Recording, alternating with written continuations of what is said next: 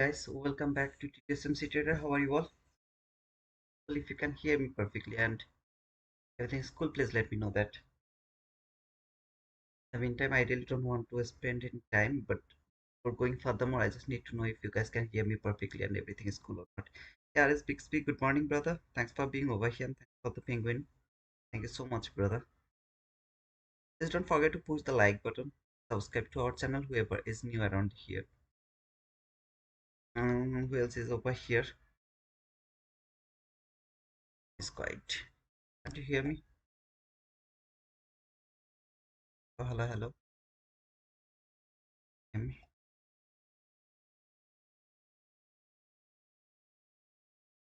Loud and clear. Cool. Thank you so much, RS. And Trader, thank you so much, man. Yeah, it should be cool. However, this is the calendar for this coming week, and you can see Monday we have PMI around 10 a.m. So of course we are not going to trade before 10 a.m. Tuesday we don't have any news. Wednesday we have PMI again around 10 a.m. Very difficult to trade. Then Thursday like unemployment claims, and finally non-farm payroll for this Friday. So until Wednesday we are allowed to trade Wednesday morning session. Then we are going to trade after 8:30 on Friday. So Thursday no trading, and Monday, Wednesday no trade before 10 a.m. So it's a very tough week. However, I would love to say something about the current world situation. Iran-America war. Iran-America was and Israel. Uh, some of you can think that this is really normal and it has no impact on the market. I don't think so. Okay, for example, if this war actually continue, by anyhow Iran closed that Hormuz permanently for the like the channel for transferring the oil and gas. The oil price will be maybe $120 per barrel, and if it happens, I don't think so this Nasdaq market has the power to go higher for the buy side liquidity. Instead of that, it will keep falling. Otherwise, if everything goes calm and quiet, like maybe there is no war, and by anyhow they have done some kind of settlement between Israel, America, and Iran.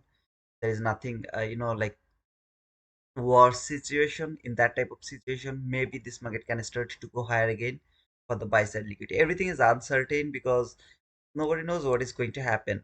Like if it is the third world war, and then oh man, disaster. By anyhow, whatever is happening outside of this world will impact this market. I believe so. Not only this market, but also every single other market. But look at this while, okay? So just it closed over here, and right now price came almost near to 80, right? 80 something like that. So it's near about 74, 75, something like that. And then it retraces. Maybe it will keep going higher after all of this price action. This is the all price action from the oil, and this is the I think this is the all-time high right now.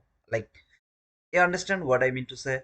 I mean, trading this market is too difficult to understand or to predict. But overall, I am thinking while market will keep going higher, and as long as it's not confirmed that they are going to continue this war or not. If they continue this war, then oil will keep going higher and Nasdaq will keep falling. In my opinion, it will fall for this imbalances over here.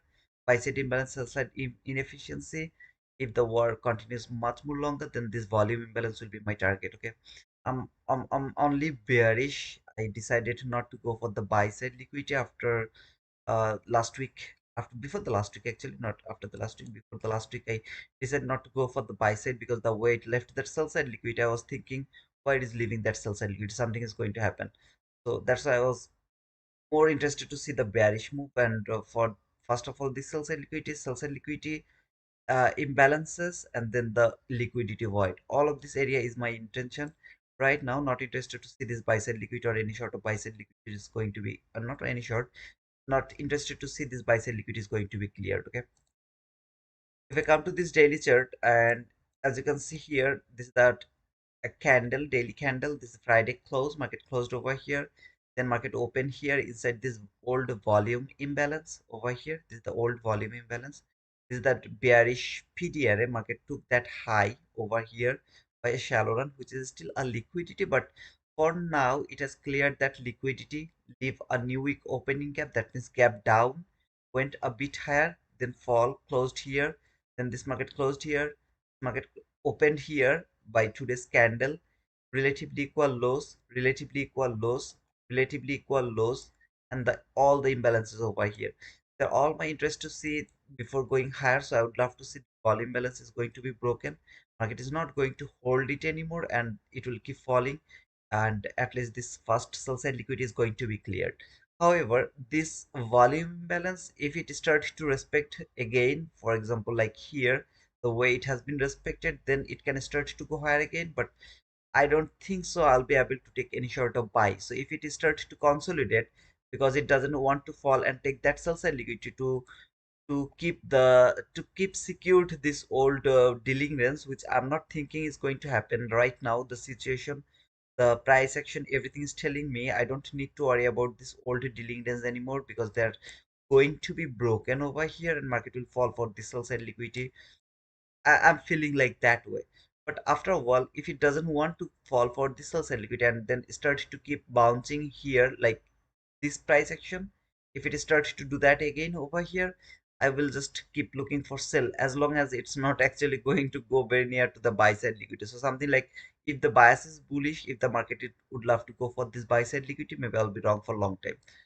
Wrong time means long time. Okay, something like I'll be wrong, keep being wrong again and again. As long as it's not going to prove me it's bullish, I'm more interested to look for the sell side liquidity again, because of the situation, because of the no the current situation of all over the world. In Pakistan and Afghanistan, there is a war situation. Then like Iran, everything, right? So this is a really tough market to trade. Anything can happen around 9:30 today, because this market is didn't open yet. It is going to open around 9:30.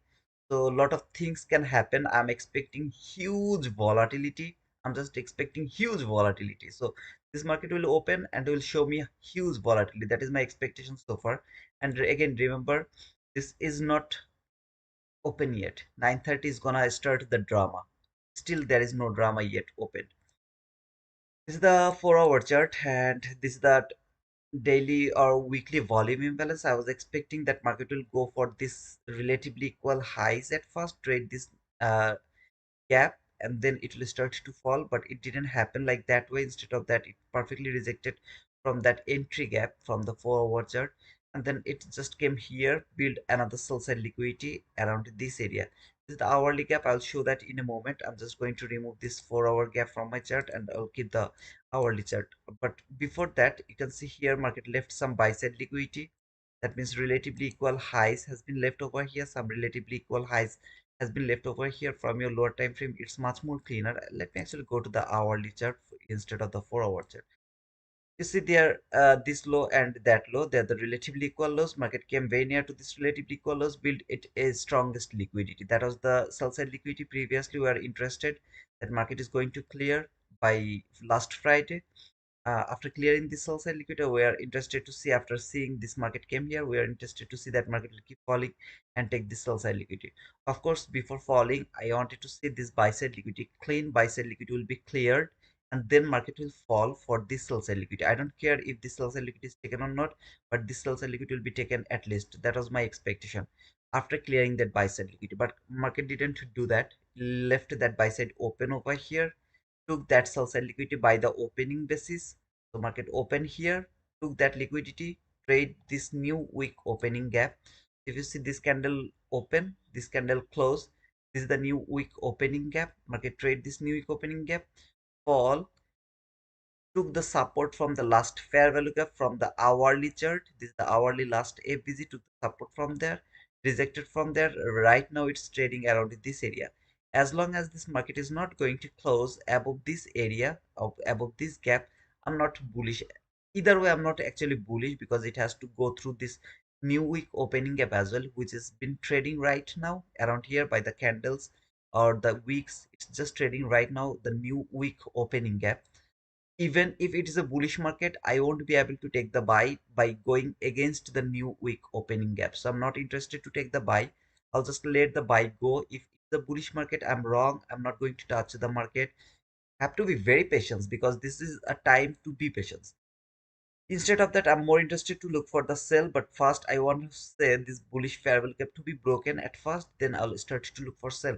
Otherwise, if this bullish fair value gap is holding the market, this is a no trading day for me. No trade is valid before 10 a.m. New York local time.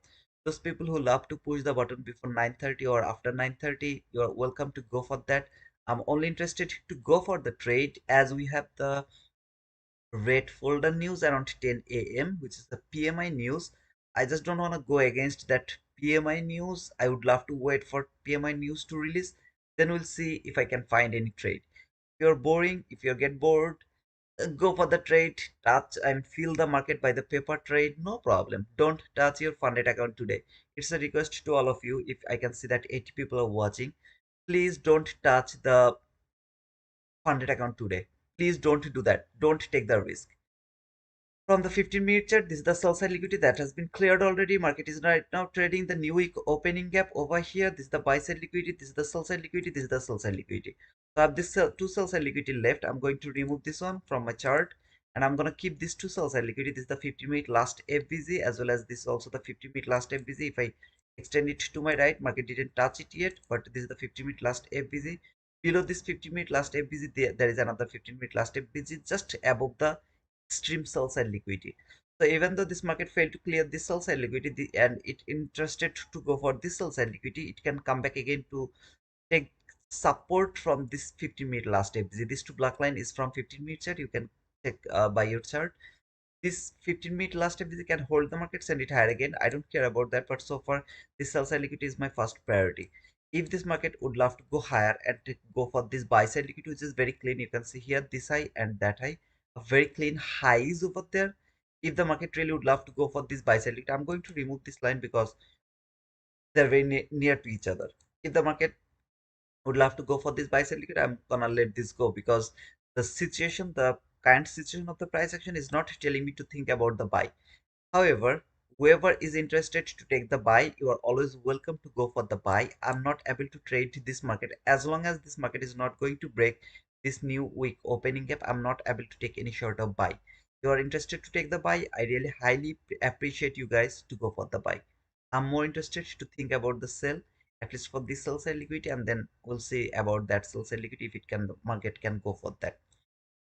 This is all before the market open. Right now I'm bearish, extremely bearish, but if the market is bullish, I'll let this go. I'm not interested to trade that area. Okay, I'd love to talk about this Apex new window where they have introduced the end of the day price action. I believe this is the first time they have introduced this end of the day drawdown where the account size, you can see on my left hand side, 25k, 50k, 100k, 150k.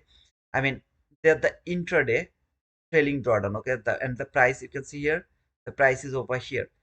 This is the activation fees over here. Okay, on my right hand side. So first four is the intraday. What is the meaning of intraday? I'll just go through this within a moment. And the last four is the end of the day drawdown. 25 25k, 50k, 100k, 150k, end of the day drawdown. Okay, so this is the price at first to buy them, and if you can pass, then you have to pay the activation fees. Now in my opinion, this is a great opportunity for those people who love to copy trade, as well as you wanna, you're blowing a lot of challenge accounts, so you are not able to pass the challenge account. You can take the minimum amount of the money to pass the challenge account, and you can keep passing them. If you can pass like 2 to 3, then you can start to use the activation fees. It's my opinion actually, but however, in my opinion, this is really a great opportunity for Apex to open this window, new window of the end of the day drawdown. In my opinion, this is really a good opportunity. The code is T2T, and right now the discount is 90%. Okay, so the 90% discount is back with end of the day drawdown for Apex. Great opportunity. Now I'd love to go a bit about the end of the day drawdown before 3 minutes and the intraday drawdown. For example, I'll go for the intraday at first. Okay, so no, I'll go for the end of the day drawdown. Maybe you took a buy over here. Okay, so you took a buy here around this area, you took the buy, and then market came around this area until here. Okay, it didn't take this buy side liquidity. You trailed your stop loss to the break even. After moving that 50 handle, market came back again and stopped you out at the break even. So you didn't take any partial or anything. Okay, so you took the buy, market move until there, then you got stopped out to the break even. That means mathematically your profit and loss is zero. You are at break even. For the end of the day drawdown, this is how we actually trade. But if it is intraday drawdown, this is a bit different. The way intraday drawdown is working, okay, how the intraday works, the intraday, the first four. For example, you took the entry over here and the market moved for 20 handle. In the meantime, you put your stop loss to the break even, and then this market came back from 20 handle and you got stopped out to the break even. So logically or mathematically, you should be at the break even, but when you will open your like dashboard, you will see that you take a loss of 20 handle. The profit, that means wherever you enter and then market move against your entry, however it will move, if it come back again and stop you out, for example, you trail your stop loss over here, not at the break even, so you should be in some profit, right? So the market move for 20 handle and you put a stop loss around 15 handle, so you have covered that 1500 handle profit, but you have to take that 5 handle loss as well. So overall, maybe you took one micro contract entry, it moved for 20 handle and then came back and you stopped out around 15 handle. So overall, one micro contract is equal to $2. 15 handle is equal to $30. So you covered $30. At the same time, you have taken a five handle loss. That means $10 loss. So overall, you took $30 profit and $10 loss. So overall, your profit is $20. If you get stopped out to the break even, that means you took the whole 20 handle loss. So it was an one micro contract entry. Market went for 20 handle, which is $40, then stopped you out to the break even. That means you are $40 loss. And even though like your equity will show that you are zero, you didn't take any loss, but your unrealized profit will show you that you are actually $40 loss, because this market is going to count the unrealized profit, which is still not realized. Okay, so it's unrealized profit. This is how these prop firms actually playing games with the trader. This is absolutely a shit game in my opinion. However, the market is open already. It's absolutely a shit game, but this is how they work. But this is the first time this Apex actually started the end of the day drawdown, if I'm not wrong. So if any of you are interested, please make sure that you have used the code T2T. Let's see how it is going to work at first. I'm watching this gap over here. Can it break this gap, which is also the hourly gap also as well, right? Here we have the hourly gap as well. And let me go and check the regular trading hour opening.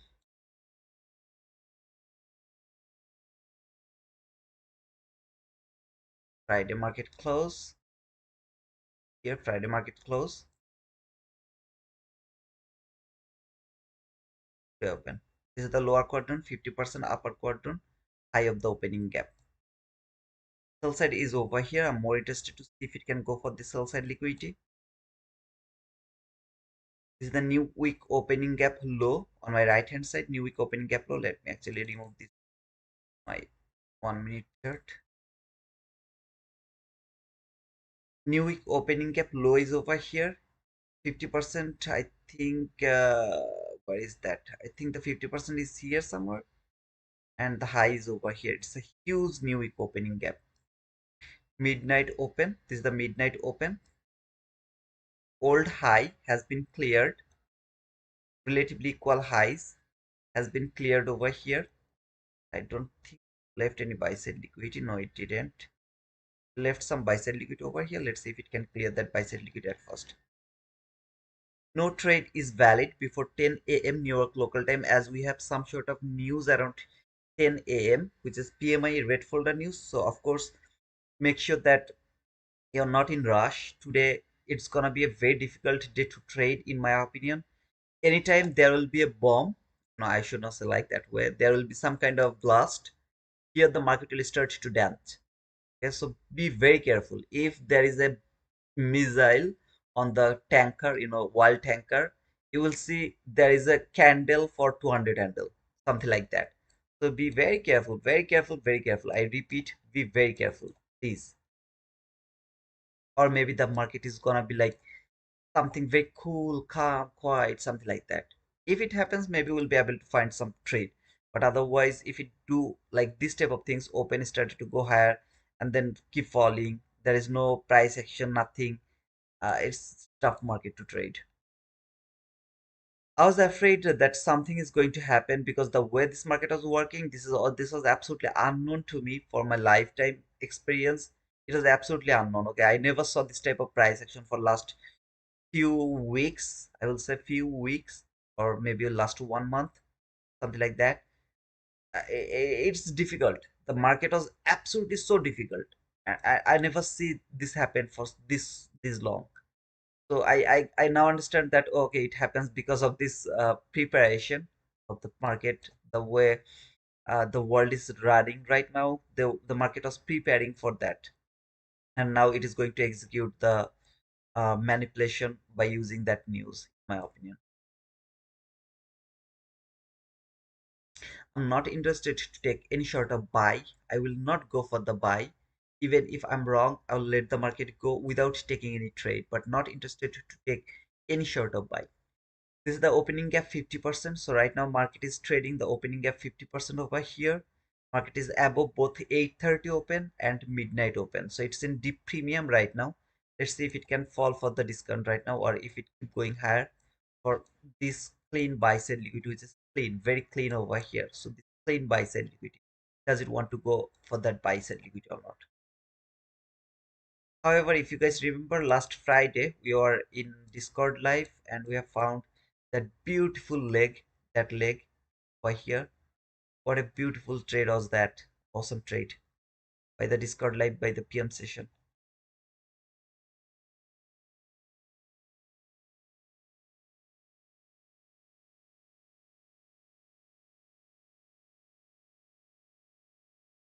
I'm going to mark the last AVZ from the 15-minute chart to see that if it can give me any kind of reaction from here, or does it want to go through this.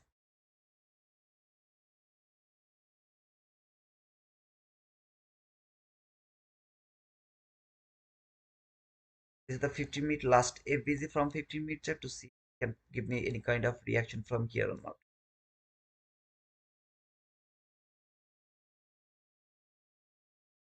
However, if you find any trade, please go for that. I really appreciate it, highly appreciate it.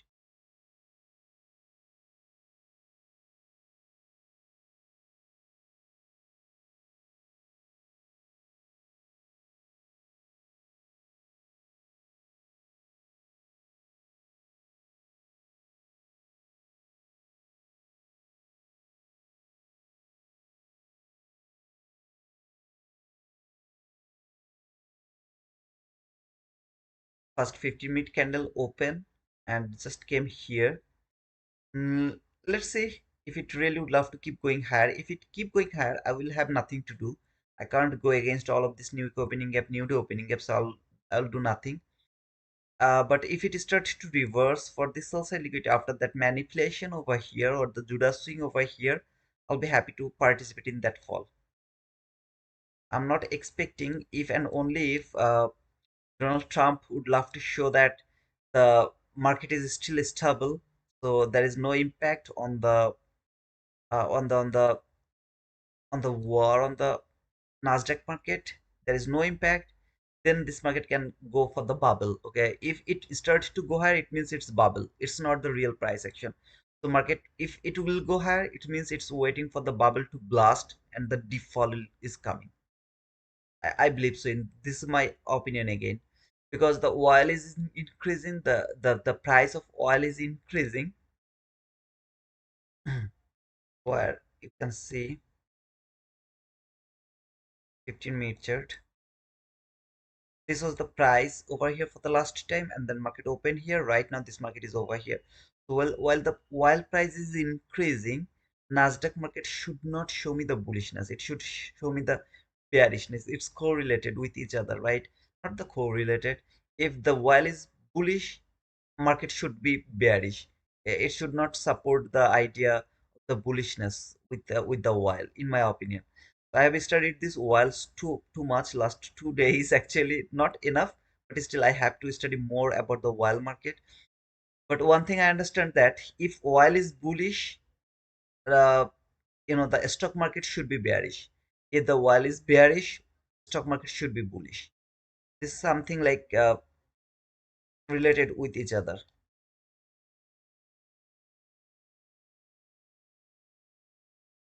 Again, I can be wrong, I can be 100% wrong. If I'm wrong, please let me know. If you say anything wrong, please let me know. So you have found any buying opportunity, let me know. If you have found any selling opportunity, let me know. Guys, don't forget to push the like button, subscribe to our channel if any of you are new.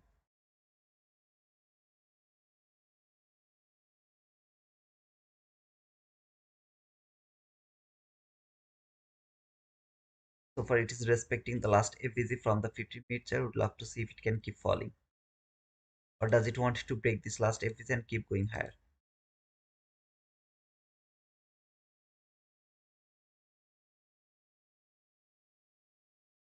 Until now, whatever is price action is delivering over here, I don't need to worry about them, because I know I'm waiting for 10 a.m. New York local time. After the news, then I will start to worry about the price action. So even if it starts to fall right now, I really don't care. I'm not going to participate in that fall.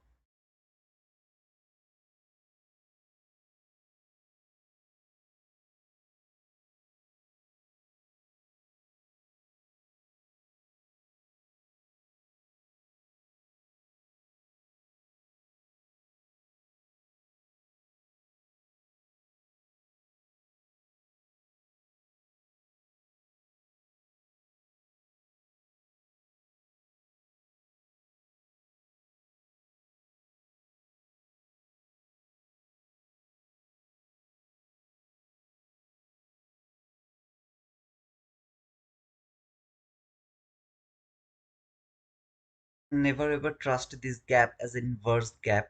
I know that sometimes it works, but most of the time it doesn't work. I really don't work this with this gap as inverse. If the market can take that high, then I'll be interested to use this gap to take the sell. Otherwise, I'm really not interested to take this gap to use as my inversion fair gap. I don't believe in this gap, but it's up to you, brother. If you find good, you can go for that.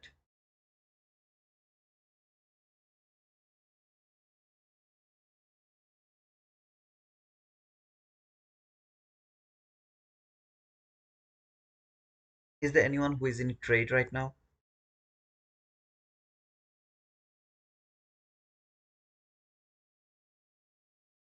By the way, if you guys start to trade right now, I should not say that, but I'm going to say that. I'm so sorry for saying that. Don't gamble. If you would love to go for any kind of trade right now, you're going to gamble the new scandal. I don't appreciate that, to be honest, guys. Be be responsible for the market, for the news, and give them the highest priority, because news can change whole perspective. That means this is extremely bullish, and the news scandal can be extremely bearish. That you a lot of hindsight to take the sell or take the buy, whatever it is. But the news scandal, to wait for the red folder news, is always the best decision, in my opinion. We should not chase the news scandal. We should not chase that news scandal.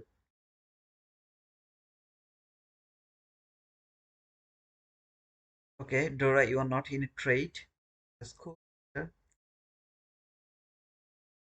What we doing after news? I will keep looking for the selling opportunity.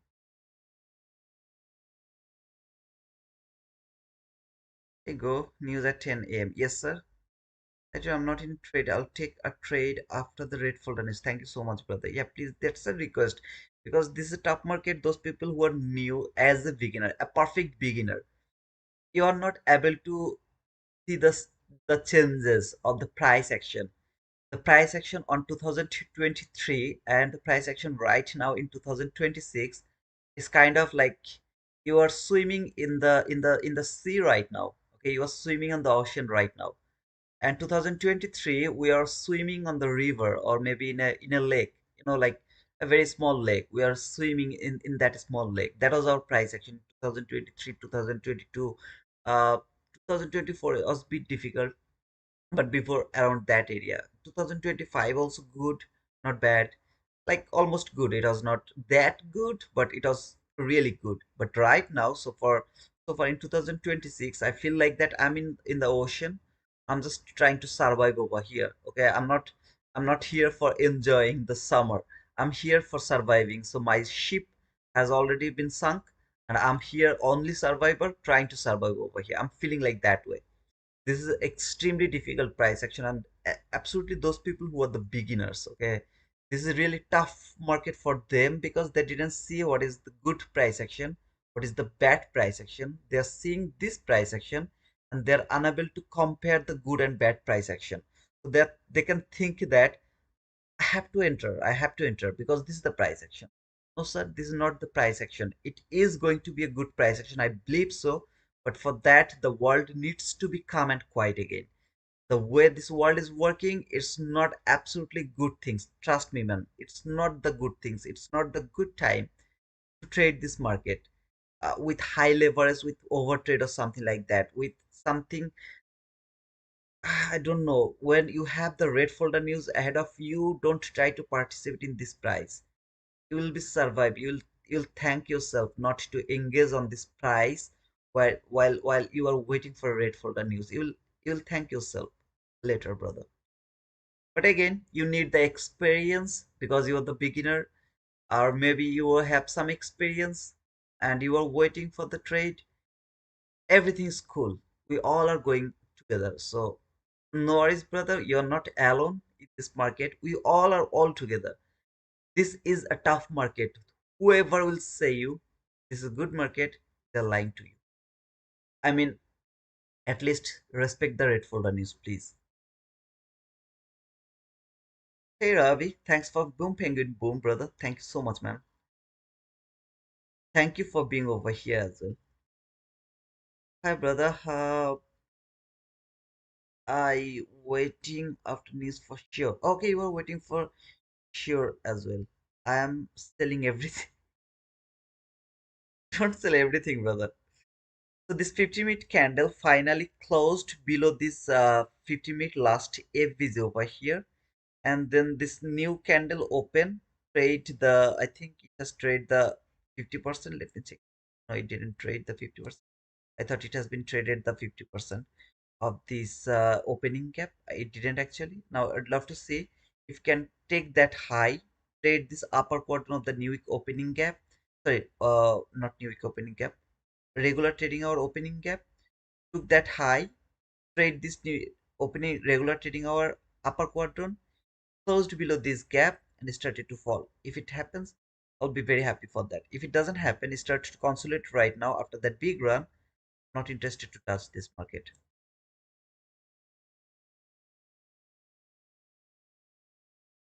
Please don't sell everything, brother. Hey Sharoda, how are you, brother? Hey guys, please don't forget to push the like button, subscribe to our channel. Guys, if you don't push the like button, what is going to happen? uh, People are not going to get the notification. People are not going to get the stream link or anything. Okay, it's something like I'm struggling with this channel, where you should struggle with the channel as well, because this is our channel, not my channel. I never said this is my channel. Please push the like button. Any of you are new, please subscribe to our channel. Oh, hmm.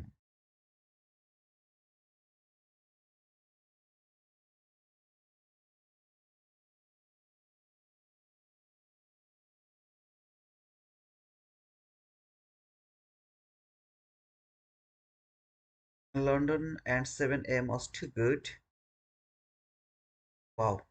I don't know, brother. Actually, I was sleeping around the London, I mean 7 a.m. and London session. Around that area, I was sleeping. So I really don't have anything. Word.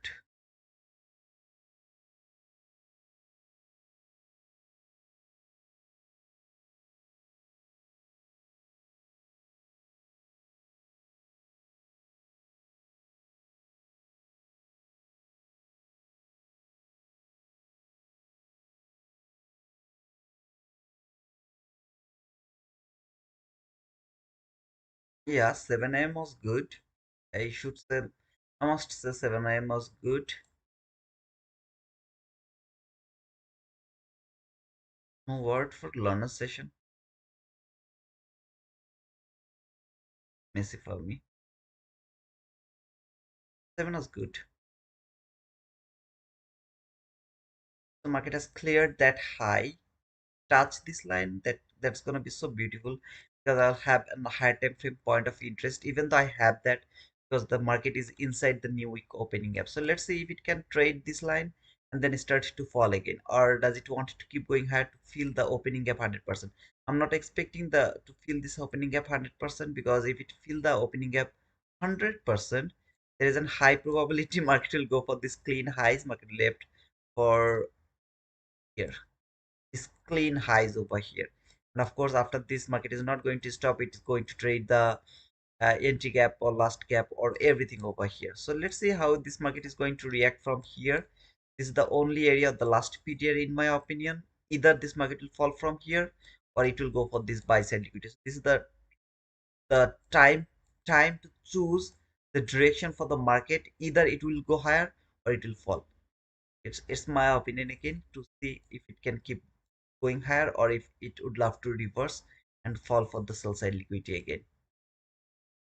I'm not interested to push the button before 10 a.m. as long as this market is not going to confirm the direction or the bias. I'm not interested to enter into this market. Would love to wait for 10 a.m. news and then we'll see if it can provide me any sort of opportunity to go for any kind of trade or not.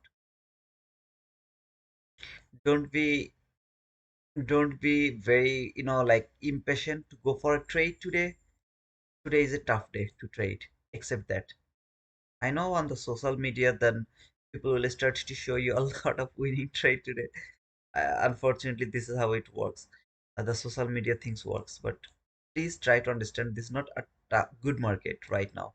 You have to keep an eye on the news folder, what type of news is coming, and then depending on that news, you have to trade. So you have to predict not only the market but also the future, something like that. What is going to happen next? Who is going to kill sorry, who is going to blast another bomb or another missile or something like that. So you have to be very careful about that, guys.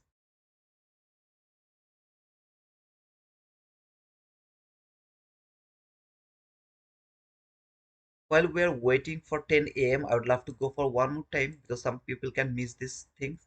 This is for Apex. Apex, they have introduced end of the day drawdown. This is a new window, in my opinion. Right now, they have 90% discount. You can see here, this is the intraday account. That means unrealized profit. Even if you take an entry, put your stop loss to the break even, market went a bit higher or lower of your entry and then it didn't hit your target profit. Instead of that, come back again to the break even and stop you out to the break even. You will be still, you will have to take the loss even if you got the break even to that specific trade. This is how the intraday drawdown works. End of the day drawdown means you took an entry, you got the profit, you got the profit, you got the loss, you got the loss, you got the break even, you got the break even. So there is no intraday price action, intraday loss or profit. Okay, so this is much more safer in my opinion rather than anything else. This is really safer, the end of the day drawdown. You can see this is the price after the 90% discount, and you have the pay the activation fees. They are only perform, they are going to allow you to go for 20 account. All of them are going to be a copy trade. If you want, you can do it by the TraderVet or any other trade Zella works. People are using a lot of uh, software tools or website to copy trade them. You can choose any of them, social trader, any of them. Okay, you can do that, but In my opinion, this is really a great opportunity for Apex, at least for the beginners, those who never buy the account are very afraid. You guys can go for the 50K account, but for $30 only, and try to pass at least 4 to 5. If you can pass 4 to 5, then maybe you will pay the activation fees. Otherwise, you'll just keep trying to pass them and see how many accounts you can pass. Like if you can pass like 4 5 accounts, then of course you are going to get the payout for sure. The for sure, right? If you can pass one after one another, one after another, one after another, you can pass the 50K challenge account, maybe 4 to 5. Maybe you have blown one or two, but you actually got five, six funded account. Then you can go for the activation fees, and you can make some money from the account. For example, for 100K, it's gonna cost $45 only, $45 something like that. 150K, it's gonna cost $59 as well.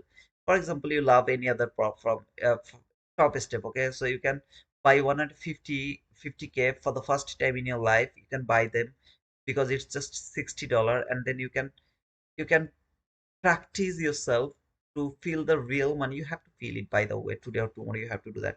However, if any of you are interested about Apex, please make sure that you have used the code T2T.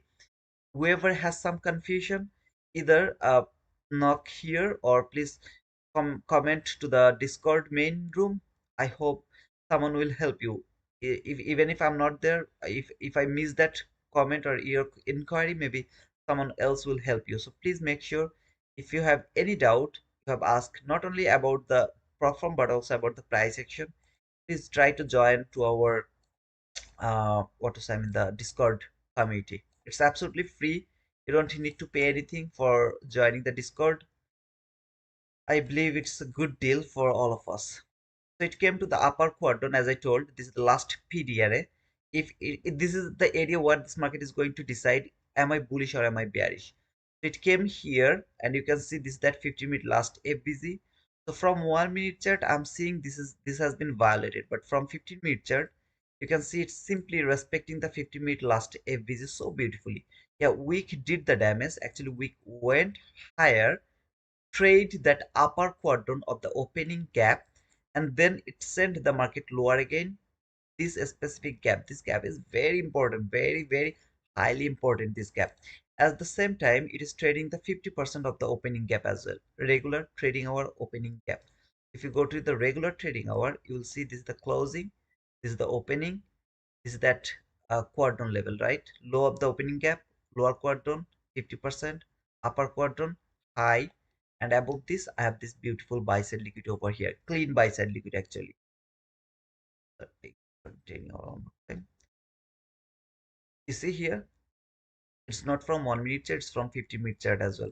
So those beautiful buy side liquidity, which is very clean, can be the target. I'm not interested to see, as long as this market is respecting the upper quadrant of the opening gap. Okay, so even though it has left some buy side liquidity, see here, this high, that high, buy side liquidity, it's time to see, is that market really go, would love to go higher. By the news candle, if it starts to go higher, I think I have to switch the bias to bullish again for this buy side liquidity. I'm not going to do that. I'm not going to take the buy. I'm just letting the buy go, and then I will wait for the selling opportunity after clearing the buy side liquidity. You would love to go for the buy, please go for that. But remember, this is the last PDR. So if it is broken, that line is broken, market is bullish for this buy side liquidity. If it is not broken, still that is a bearish market. I'm feeling like that way.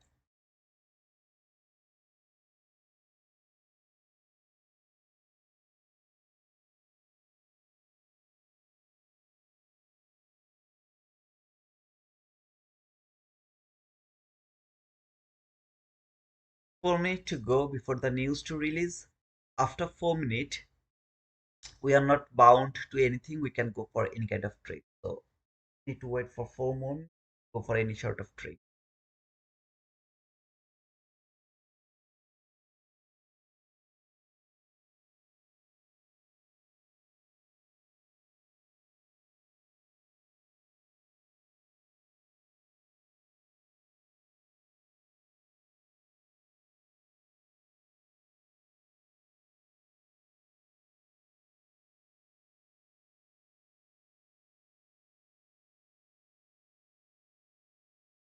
However, guys, if you guys remember, few days ago, I have still like 3 minutes left. So few days ago, I showed you something and I told you that even if I had some confusion, the confusion is gone now. When I've seen, one of my brother actually showed me this. I missed it, but he showed me this. Here, this low has cleared that low. So if I go, this is the ES chart on my bottom. Here, this chart is the ES chart, and this chart is Nasdaq chart. You can see over here, this low failed to take this low, failed to take that low, and this low has cleared that low. I told that when the market is going higher, this ES is stronger. When the market is going to fall, Nasdaq is stronger. So Nasdaq should take that low to build the SMT, and ES should fail to take that low to make that SMT perfect SMT. Okay, and I saw that, I think it was LinkedIn, if I'm not mistaken. When I saw this low has been cleared over here and this low failed to clear over here, I told that I was a bit confused about this, but now I'm oversure that market is coming back again to clear this low at least, because it's called the fake SMT. And you can see here, finally this market came here, cleared that lows or the fake SMT over here around this low, and then all of this price action. If you guys remember that, because now it seems like hindsight, but while I was talking about that, it was not hindsight.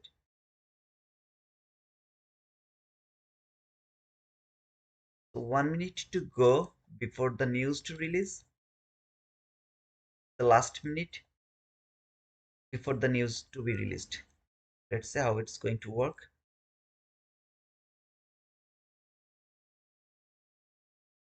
However, I really would love to see the 50-minute candle to close either inside this gap or below this gap. Not interested to see it is going to close above this gap.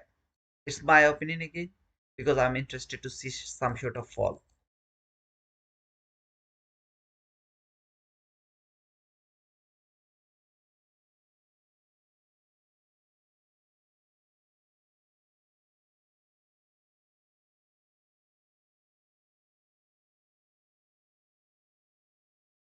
I want to mark this gap, a very small gap, not going to mark it, but observe this gap. Okay, this is the only bearish gap right now. Market is respecting this bearish gap from the 1 minute chart as well. Okay, so 50-minute candle has closed out this gap. Let's see how the news is going to send the market lower or higher, whatever, and then we are going to participate. If the body close below this gap, I'm going to take the sell from that gap. It will close one tick below this gap, I'll go for the sell from that gap. If it doesn't and it starts to go higher, I will just let this go. As I told at the beginning, if you would love to take the buy, please go for that. I really appreciate it. Oh man, I think there is another bombing.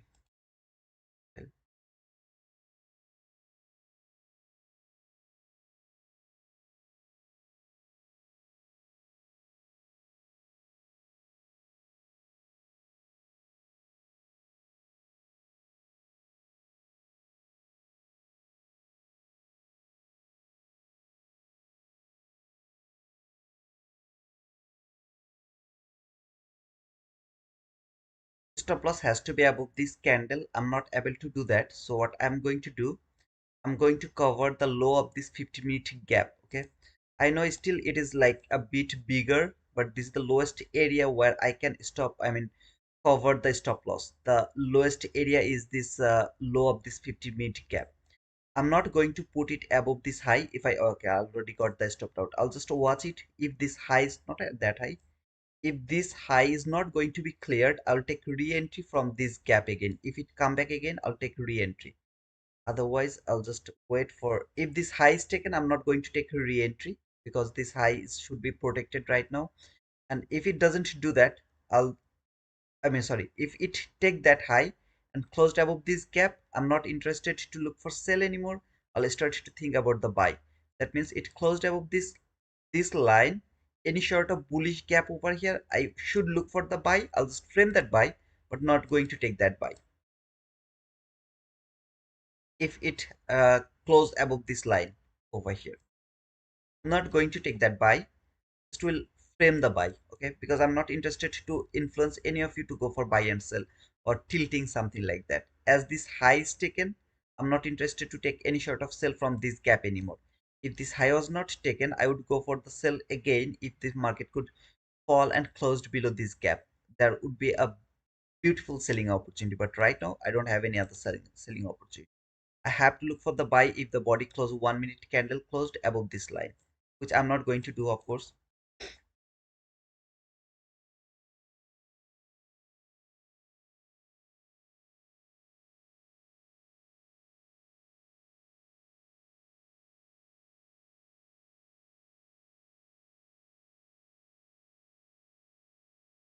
As long as this market didn't does not close from 1 minute chart above this line, this is the last period. I repeat, this is the last period. As long as it's not going to close above this line, this is absolutely a bearish market to me. But if it closes above this line, then it can be a bullish market.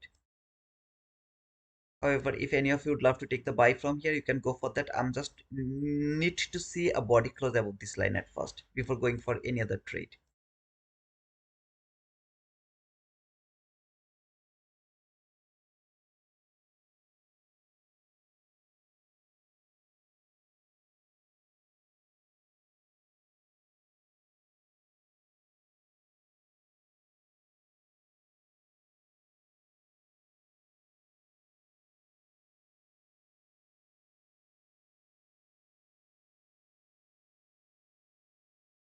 Okay, so finally, body has closed.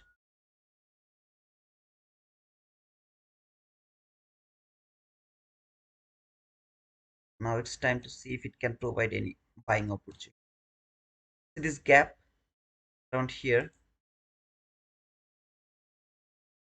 I want to see if market can trade this gap, build and order block to send me the buying opportunity. I'm not going to take the buy again. If it keep going higher, I will not take the buy. But if I were looking for a buy, I would see if the candle can trade this gap, build and bullish order block to give me a buying opportunity. I'm not interested to look for the buy, so I'll not take the buy. I'll just keep looking for the selling opportunity. If it provide me, even if after taking this buy side liquidity, I'll try to take that sell.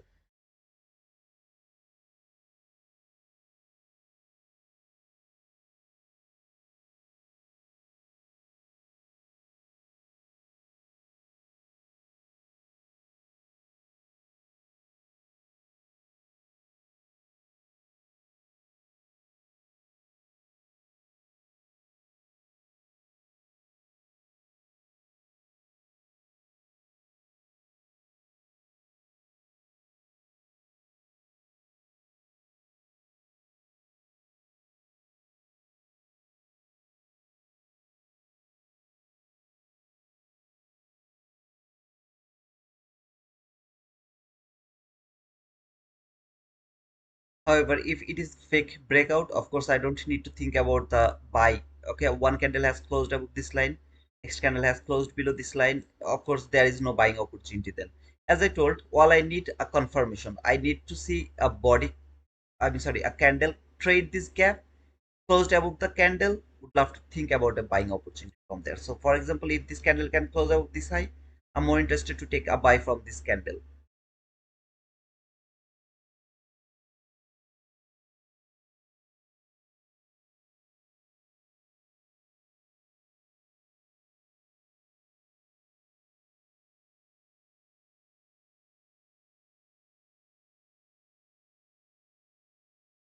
For selling, I really don't have anything right now to take the sell.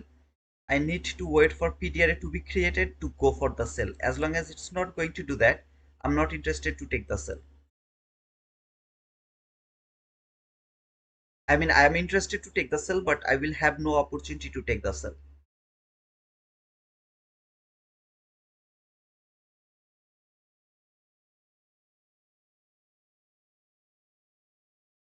There is nothing called Asia high, there is nothing called Asia low, there is nothing called London high, there is nothing called London low around the morning session, bro. Again, in my opinion.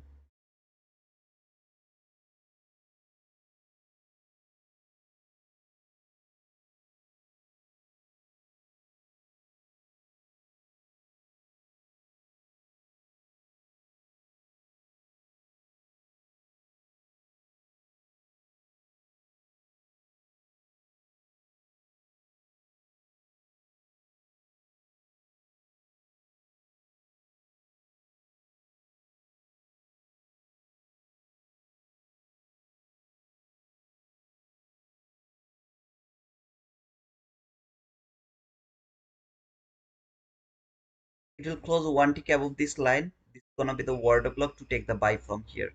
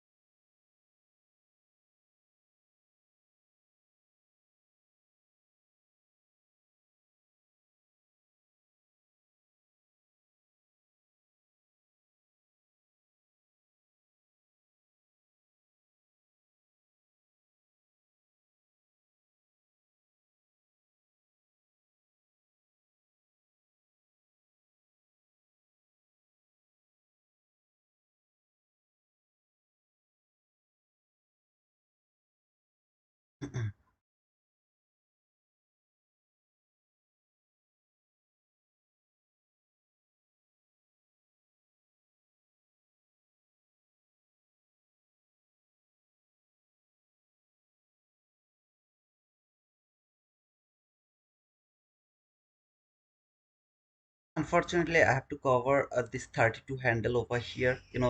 Like the low of this candle is not, it doesn't look a good candle to me to use it as an order block, as it doesn't look good to me, as I didn't put my stop loss below this candle. Instead of that, just trying to cover the 50% of this candle by my stop loss. At the same time, this upper quadrant would love to see it will work as an support right now, at least until this market is not going for this last line of the opening gap. In the meantime, I'll try to take the partial around 1:1, and then we'll try to hold the trade for the open, I mean sorry, here. Or if I want to hold it for this buy side liquid, we can do that. Of course, I'm not going to hold the trade for this buy side liquid. We'll just try to hold the trade for the opening gap high until the opening gap high. Okay.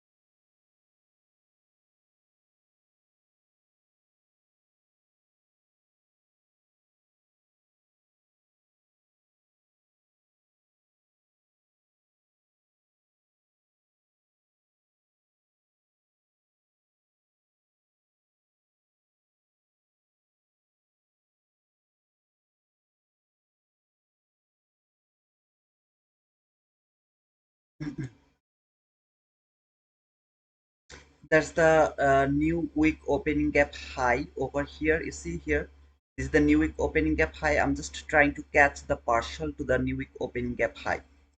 So I'll try to hold the trade for new week opening gap high as my partial, and then I'll see if it can close the opening gap 100%. And of course, This buy side liquidity is gonna be the next target. Of course, I'm not holding the trade for this buy side liquidity. We'll see if it can reach at least opening gap a high, at least until that area. After trading this new week opening gap high, if it can break that new week opening gap high, I'll look for the buy side liquidity. Sorry, the new sorry. If it can trade the new week opening gap high and can break that new week opening gap high, then I will try to hold the trade by not trailing the stop loss until the opening gap high. Okay.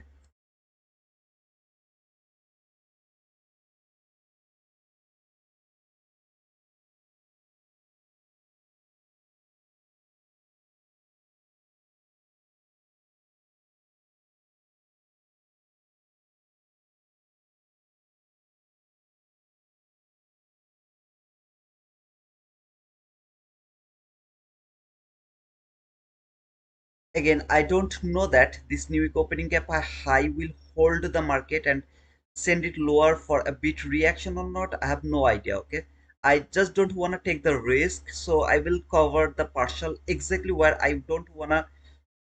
I will get confused, right? If it trade this line, which is the partial level, and then start to respect from there, start to keep falling, it can keep falling for the sell side liquidity from the high of this new opening gap. I don't want to take that risk. That's why I will try to take the partial over here, and then we'll try to put the stop loss to the break even to see if it can break it. I'll look for this line. If it fail to break it, I'll get stopped out by trailing the stop loss, or maybe to the, I mean, to the break even, wherever it is. After 30 seconds, the 15-minute candle is going to close. After the 15-minute candle close, even if it would love to fall, for example, I'm bearish, this market is a bearish market, it will go higher first, trade the high of the new week opening gap, then it will fall. This is how it works. If it is not bearish, it's bullish, then the next candle can open a bit lower to trade this down close body close candle, and then start to go higher again to trade the new week opening gap high, break it, will go for the opening gap high. So let's see how the next candle is going to open. This candle open, let's see what is going to happen. If it fall first, it means that it is bullish. If it go higher without falling, there can be a possibility that this market will come back again and fall again, then it will go higher. So it has built some sort of manipulation leg, then it started to go higher. Best case of scenario, down close body close candle over here, trade it, should go higher now.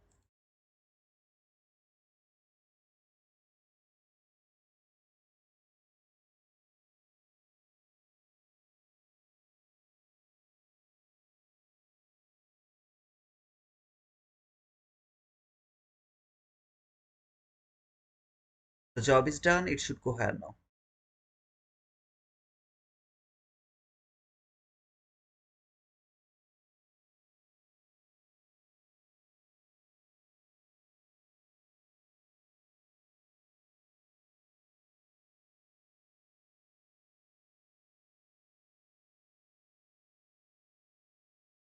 I need more speed, more speed.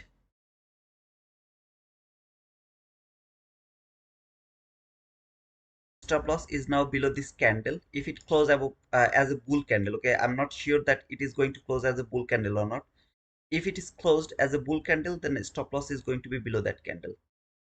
If it closed as a bull candle, I just don't know how it is going to close. All I need to say how this is going to close. If it closes as a bull candle, I'm gonna put my stop loss one tick below this candle. It should be safe over there.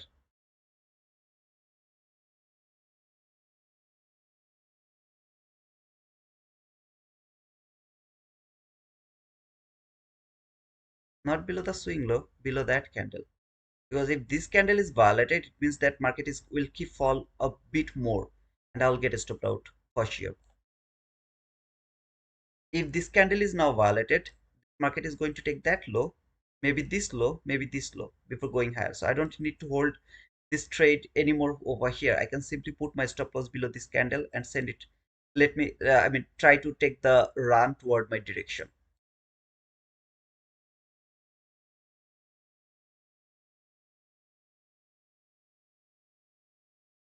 Bit difficult, but still the PDRs are respecting. That's the good news.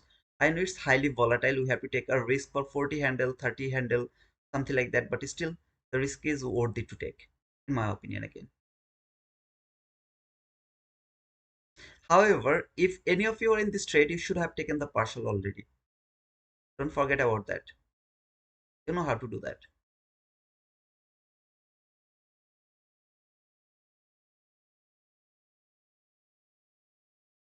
The market has engineered the buy side liquidity over here around this area. Let's see if it can go for that buy side liquidity from this order block and keep going higher or not. Going to mark the opening of this order block. The most sensitive line. I'll get a stop. Okay. I got a stopped out. When I get stopped out here, as I told, if this candle low is taken, it means that I'm not believing this anymore. Maybe it will fall a bit more. Take that low. I'm not interested to cover or hold this whole trade after seeing this run by putting the stop loss over here or there. Okay, I'm just not interested to do that. Would love to see put my stop loss below this candle, get stopped out. We'll try to look for the new entry opportunity. If I get new entry opportunity, perfect. I have no problem with that. If I don't find a new opportunity, I'll let the market to go without taking any trade. But I'm not interested to put my stop loss exactly over here after seeing this candle appeared on the chart and trading almost every kind of PDR over here.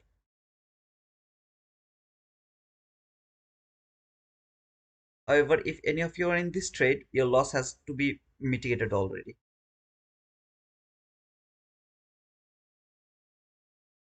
Just look at this, what I told you. If this low is taken, market is going to take this low, at least this low or this low.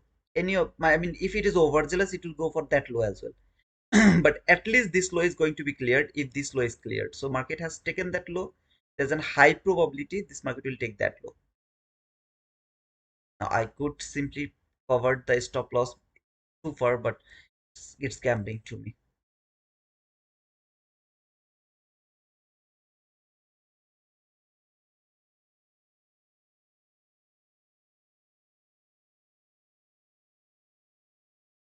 Relatively equal lows.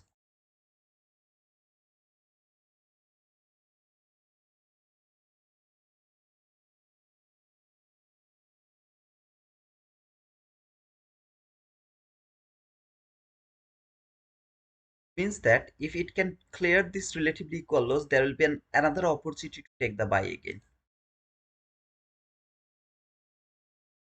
Hey Jamil, thanks for the penguin. 20 apex funded is equal to 5k done. Hey Hamad, how are you, brother? Boom, thank you so much, man. Hey Livingston, thank you so much. Ravi, thank you so much for the boom, penguin boom, brother. It's a partial boom, but it's still good. Always win. That is a quick run here. You see, this run is too quick over here.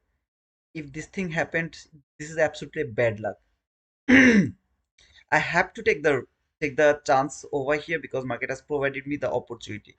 The same reason I took the buy here, same reason I took the sell here. It didn't work, it works. So I really don't care if it doesn't work or not because I know what I'm doing over here. And after getting that partial got stopped out to the break even, I know this low should be protected. If this low is taken, then this market is going to take that low as I told. See here, cleared that low. Now it's time to see does it want to take that low before going higher again, or the market will just simply reverse from there.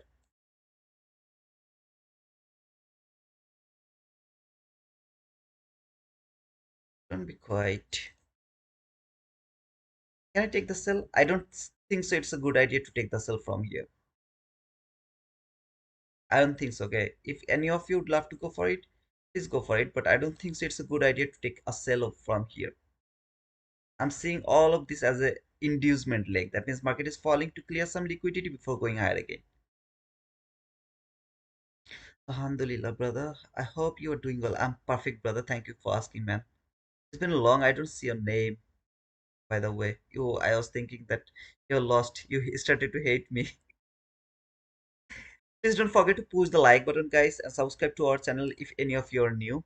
As this thing, I would love to keep showing this because this is really so important for Apex. They have opened a new window for end of the day drawdown where we have 50, 25k, 50k, 100k, and 150k account. This is the price you have to pay.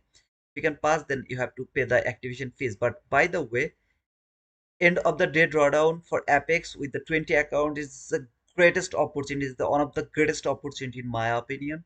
And you have to pay a small amount of the money to feel the market. Even if you'd love to feel the market only, this is the greatest opportunity again, guys.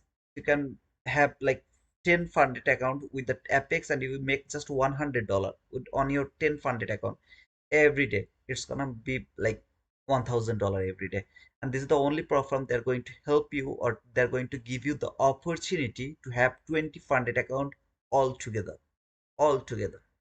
As I keep saying, there is just two rules. If you follow the two rules with the take profit trade, I mean, sorry, the Apex, you don't never need to worry about the rules anymore. I'm going to take another buy. If the market can close above this gap and tap to this gap, I'll take another buy over here, and stop loss should be below this low. I can't do that because it's 37 handle. So I'll go for this 20 handle. Okay, remember, body has to close above this gap. If you do that, I'm going to go for this buy. Yeah, it has. I hope it will take me. If it doesn't take me, it's okay. If it takes me, I'm going to go for this buy again. The things I explained over here, if this low is taken, it means that market is going to take that low. Maybe it will fall for that low. If it doesn't fall for that low, I'm absolutely okay with that. And then it respected that gap again. I'm interested to take the buy again from here. Stop loss has to be below this low. I didn't put it below this low because it's too much and I don't want to take that risk. I have just covered this upper quadrant of the opening gap as well as this whole gap, bullish, sorry, that bearish gap. See this bearish gap, just covered by my stop loss by the bearish gap. As you can see, the stop loss is 20 handle over here, just 20 handle. So I'm taking risk 20 handle for making 70 handle or 71 handle, something like that. In the meantime, I'll try to take the partial exactly above this relatively equal highs over here. Not going for 1:1. I'm interested to go for the partial to the most logical level, which is above these lines over here, around this area, which is the buy side liquidity. So entries from this gap, partial is over here, target is over there. So here I will take the partial, put the stop loss here, will get stopped out there. By not holding the trade, right? I'm not interested to hold the trade. Would love to take re-entry without holding the trade. We'll see this inducement leg, not going to think that it's a bearish market again. Instead of that, we'll see where the market is going for. Does it want to take that low? It doesn't need to take that low, or it is going to respect this bullish period over here. I saw it has been respected over here, got this inverse gap over here, took the entry over here. We'll see if it can give me that partial at first and then the target over here. If it doesn't do that and stop me out over here, I will wait for this market again to build another bullish setup to give me the entry. I mean, for example, as long as this low is not been cleared, I got stopped out here, market closed here, take give me another entry opportunity, I'll go for that entry. However, I'm not taking the whole risk here because if I'm wrong and market would love to leave some portion of this gap open from the new week opening gap, I'm not interested to get that to fall into that trap. That's why I'm not putting the stop loss below this low, because if the low is now taken, this low is now taken, this market will move to bearish market instead of the bullish. It will turn into a bearish market again. So that's why I'm not taking that risk over here. Just covered this upper quadrant as well as the bearish gap low over here by my stop loss to see if it really would love to go higher. I'm not going to get stopped out. If I get stopped out, I'll take a 20 handle loss. If I'm wrong, that market is bearish, I will stop with 20 handle. If I'm right, that market is bullish, fail to take that low, will take re-entry above this gap. It's my choice, it's my way to trade, it's my opportunity to go for the trade.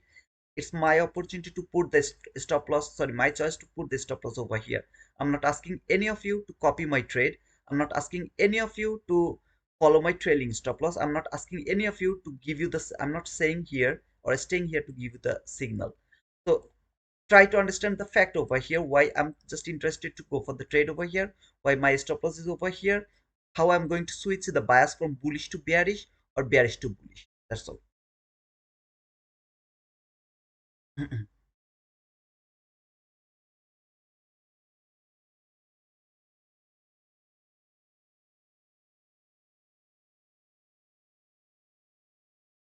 got stopped out. I'll just watch this low. Does the market take that low? No. It closed above this gap? Yes. I'll take rebuy. If this low is taken, I'm not going to take rebuy anymore.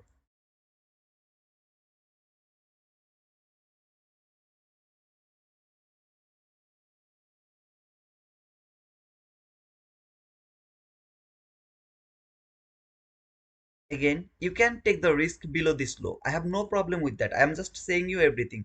What I'm thinking about the market. If this low is taken, I'm not bullish anymore. I'm not going to take the sell for sure, but I'm not bullish at least not from this gap. I'm not bullish anymore. So I don't think so. It's a good opportunity to cover that low because I will take a small loss, like 20 handle loss, then I will take re-entry, and my loss will be mitigated within a second, within a minute. I don't need to take that huge risk to just avoid a losing trade. I don't think so. It's an ideal way because if I'm wrong and market is bearish, then I'm going to get stopped out over here, which is almost the like twice in amount, right? Like here 20 handle, here it will be 40 handle, something like that. I don't need to take that risk. Again, you can do that. You can simply take that one risk. So if you're right, good.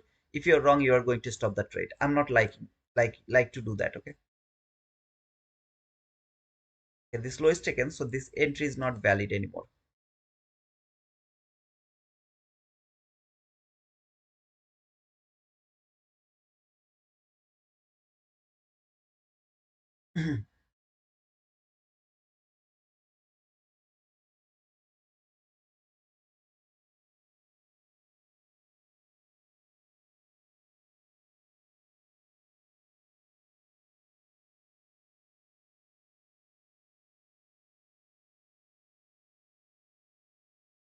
We'll wait to see if it provide me another buying opportunity or the market is bearish right now because this gap, even though this low is taken, but this gap is holding the market so beautifully still.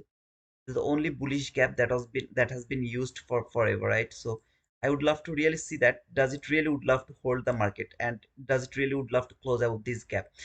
Previously I was thinking not to use this gap, but now I'm thinking to reuse this gap. The reason is this gap is still holding the market so beautifully even though this low is taken. I'm seeing this as a liquidity taken, this low and that low relatively equal lows. So I'm seeing it as a liquidity taken. I should switch the bias to bearish. I'm not interested to do that. Would love to see one more time to use this gap to take the entry again from this area. So market will close out this gap. I'll try to take another buy from here for last time. Again, the reason is this gap is still holding the market so beautifully. You can see simply the constant crossman, not even a body has closed inside this gap. Seems like I just fall to take that liquidity. It seems like that. So I'm not switching the bias yet. I think I should wait a bit more to break this gap, not only this low, to break this gap to frame the sell. Otherwise, I should keep waiting for the buying opportunity. Again, this is just my opinion. I need to see how it is going to work with this gap over here. If this gap is broken, I have to switch the bias for sure. And I have to take the sell for the first candle. It will close below this gap. I have to take the sell from this gap exactly like here. The way I took it, I mean, sorry, took it here. I have to use it exactly like that way over here for this relatively equal lows around this area. I should look for sell now. I'm not going to look for that as long as the body is not going to close below this gap. So if the body close below this gap, I think I will switch the bias to bearish again for the sell side liquidity, and then I'll look for that sell. Otherwise, I'll keep waiting for that buying opportunity as long as this gap is going to hold the market. Even though this low is taken, which is an intermediate term low, yeah, I know that it has been taken, so I should switch it, but I'm not still interested to do it. I will just wait to see how the body is going to close below this gap. If it closes below this gap, I'm more interested to take the sell from this gap to until this sell side liquidity, which is over here. Here, that sell side liquidity. From there, stop loss is very small. I think it should be above this, yeah, above this 22.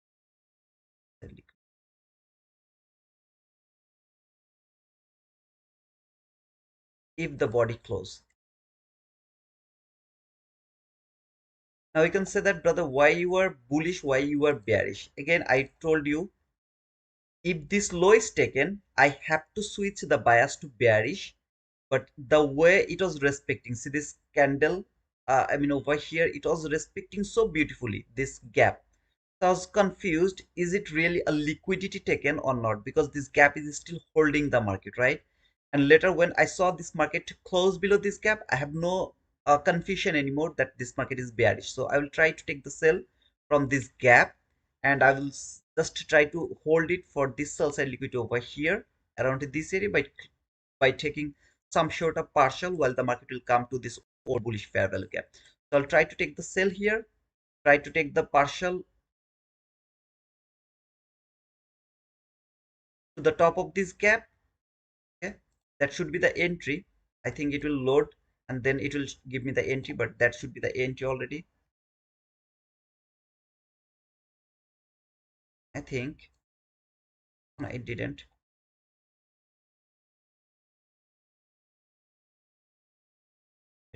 I think, yeah, that should be the entry. Now it should, every single one of you should be in this trade. Okay, there is no other. I mean, it's some simply tapped to the gap, and partial should be to the top of this gap. Target is this sell side liquidity over here.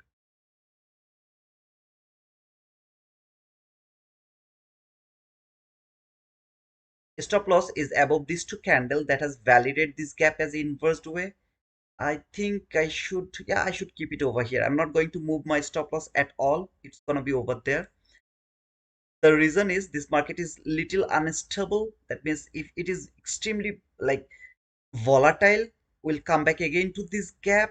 I don't need to take bit more risk over here. That means I'll like, let me show you this. I'll put my stop loss over here and then market will stop me out, then it will fall. Or maybe I'll put my stop loss over here. The volatility will stop me out over there and then it will fall. I don't think so. This is a good idea to take that risk. Instead of that, we'll put the logical level, which is this related, I mean, this candles high, consecutive candles high, plus 1 2 tick, something like that. We'll try to cover it. And it is like 22 handle, right? So it's bearable. This loss is bearable. Even if it stopped me out, I'll try to take re-entry. If it doesn't stop me out over here, I survived over here because the volatility, I survived. Okay, I'll try to take the partial over here, or 1:1, whatever you'd love to go for that. But putting the stop loss here or covering this, it's highly risky in my opinion, because I have no idea the volatility, what is going to happen. Does it want to go higher and then come here, all of this area, then it will fall, or this market is keep going higher? I don't need to take that risk. As long as it's in my limit, I'm good with that risk over here. Again, if you'd love to go for the 1:1 partial, that should be like 20 handle or 22 handle, something like that, I guess. But I prefer to take the partial to the top of this gap, not below this area. It's up to you. You can take the partial wherever you want to do.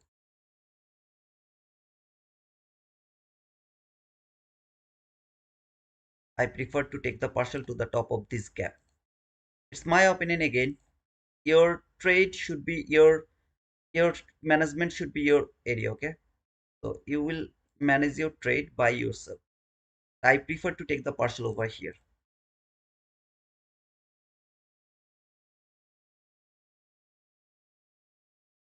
Otherwise, if you'd love to go for 1:1 partial, you should have already got that 1:1. I believe so. I think so. Yeah, you should have already got that.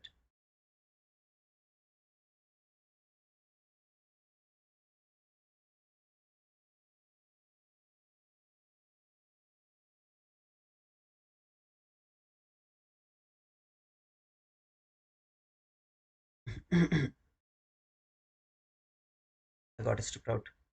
I thought that I'll try to take the partial over here, but it missed me, and instead of that, it stopped me out. So we'll see if it respect from here and then fall again to give me another selling opportunity, or does it want to keep going higher, break this gap to keep going higher. However, if it close below this gap, I'll take a resell from here for this sell side liquidity. If it close above this gap, I'll take the buy from this gap to take the buy side liquidity. As I'm seeing, it is just taken the liquidity and then respecting. But again, if it fall from there, go for this sell side liquidity. Sorry, that gap again, and for this sell side liquidity, will try to hold that. You will manage your trade the way you always do that. Okay, so 1:1, or maybe you will go for 1:2, whatever you do, just do that. But make sure you are managing your trade in a right or proper way. If it close above this gap, I'll take the buy without any kind of confusion. I will just go for the buy. I don't care about anything else. I'll just go for the buy. Still, this is a bullish market. I was expecting after taking that low, maybe it is interested to clear this relatively equal lows before going higher again. I'm not bearish. I'm just bullish as long as this market is not going to close below this. See this gap, the 50% of this area. As long as it's not going to close below this area, I'm not a long-term bearishness. For a small term of bearishness after clearing this low, when it has violated this area, I was expecting this relatively equal lows is going to be cleared before market going higher. If it doesn't do that, instead of that, it respected from this area, cleared that liquidity, closed above this gap, one tick above this gap, I'll take the buy again.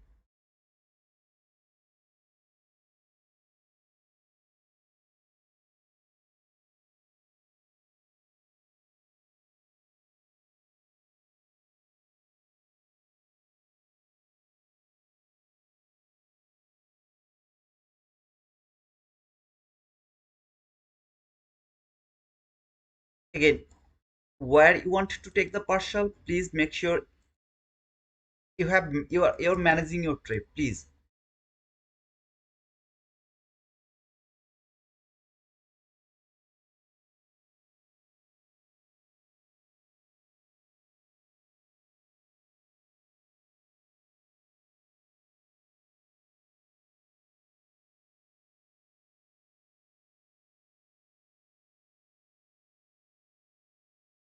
As long as your stop loss is smaller, that means you are getting stopped out, but your stop loss is smaller, you don't need to worry about anything else. But if your stop loss is huge, like 20 and 40 handle, 50 handle, 70 handle, something like that, you should start to what to say, I mean, you should start to get worried about your trades. Okay, like for now, my stop loss is 33 handle. I'm really afraid of this trade because it's 33 handle. So first thing I will do, I'll get an opportunity, I'll trail my stop loss, because I'm not interested to take that 33 handle loss. And like that loss is gonna stop me out for the rest period of the time. So I don't want to get stopped out with 33 handle loss. Instead of that, if I get like 13 handle loss, I'm cool with that, because 13 handle loss can be mitigated easily, but 33 handle is huge to mitigate that loss.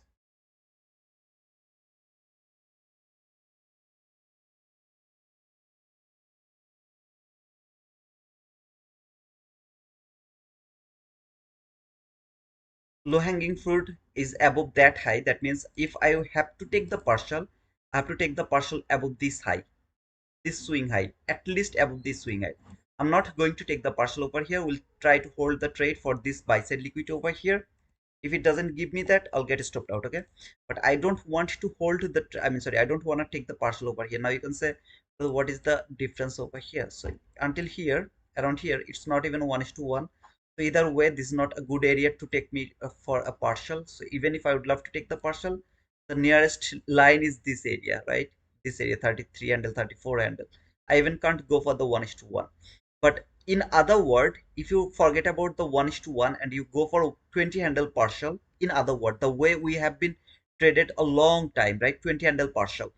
If you go for that, eventually you will see that you are green. However,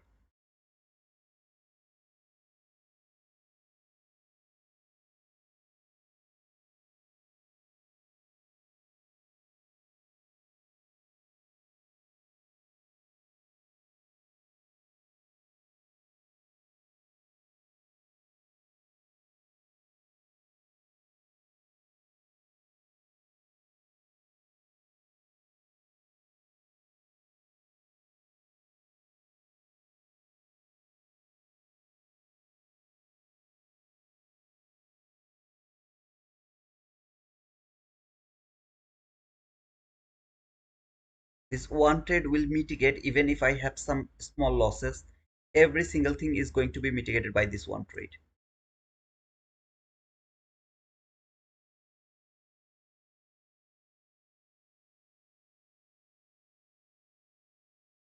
960. This new opening gap high over here, 953.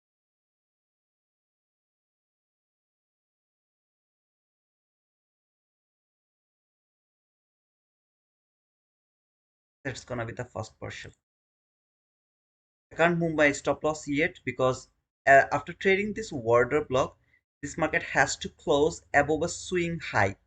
If it build the swing high before coming back to order block, then that swing high is important. If it doesn't build that swing high before coming back to order block, then I have to look for the previous swing high that has to be broken by the body close. It's called the liquidity taken actually. So after the body close above this swing high, I'll be confident to move my stop loss because the liquidity has been cleared now. If it start to reverse, that means it's going to go for the maybe much more lower area. I don't need to worry about that to get a stop out uh, by trailing the stop loss below the order block. However, if it doesn't close above this line, I can't move the stop loss because this market can reverse one more time to take the sell side liquidity to build another bullish order block to before going higher. So I'm not able to move my stop loss yet. It's 33 handle risk still. I am so afraid actually to hold this trade 33 handle, but I still have no opportunity to trail the stop loss. I have to wait for a body close above this line because this is the most recent swing high on the market, so I have to wait for that. Again, please manage your trade the way you love to manage it. I'm not interested to tell you how to manage the trade. I'm not interested for sharing the trade management. I'm just here to share the instrument of the price action, the speed of the price action, how you should think about the bearishness, bullishness, or something like that. If the body can close above this line, I will move my stop loss just below that order block, so below this candle. I'm just not going to put it below this candle, whole candle. I'm just going to put it like covering the 50% of this candle. Okay.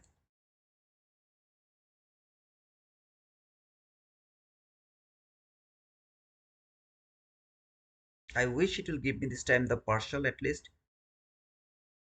As I moved my stop loss every single time, I really don't care how much I have taken loss because end of the day it's gonna be a winning trade. It's end of the day it's gonna be a green trade. This is how I trade. Okay, today I'm just doing my trading the way I trade. I move my stop loss, I put my target profit or the partial in the logical level, try to catch them, and then I move my stop loss according to the price action. So wherever I'm not getting the profit, I'm not getting like so much uh how to say, I mean, tension that it's gonna finish like that. You know, I'm not thinking like that because I know that I'm gonna catch this one leg that's gonna mitigate all the loss plus the profit. Okay, but you don't need to do that. Again, you go for 1:1 partial or 20 handle partial, you got that profit, boom, stop over there. Otherwise, if you'd love to keep going with me, you have to make sure that you're not over leveraged and you are trailing your stop loss too fast and you are holding your trade for the most logical level to take the entry or take the partial, and then you are going to hold your trade as long as you are thinking this is going higher. It all depends. It's highly risky. I'm not interested to influence any of you to trade like this way. Instead of that, go for 1:1 partial or maybe 20 handle partial. That's the easiest way to make the money from this market. You got one winning trade, stop over there. You got two losing trade, stop over there. Otherwise, keep going for the trade and blow the account. Thank you.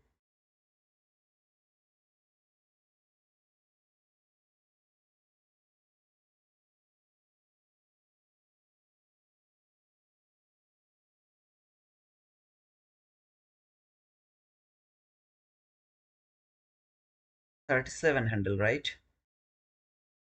40 handle.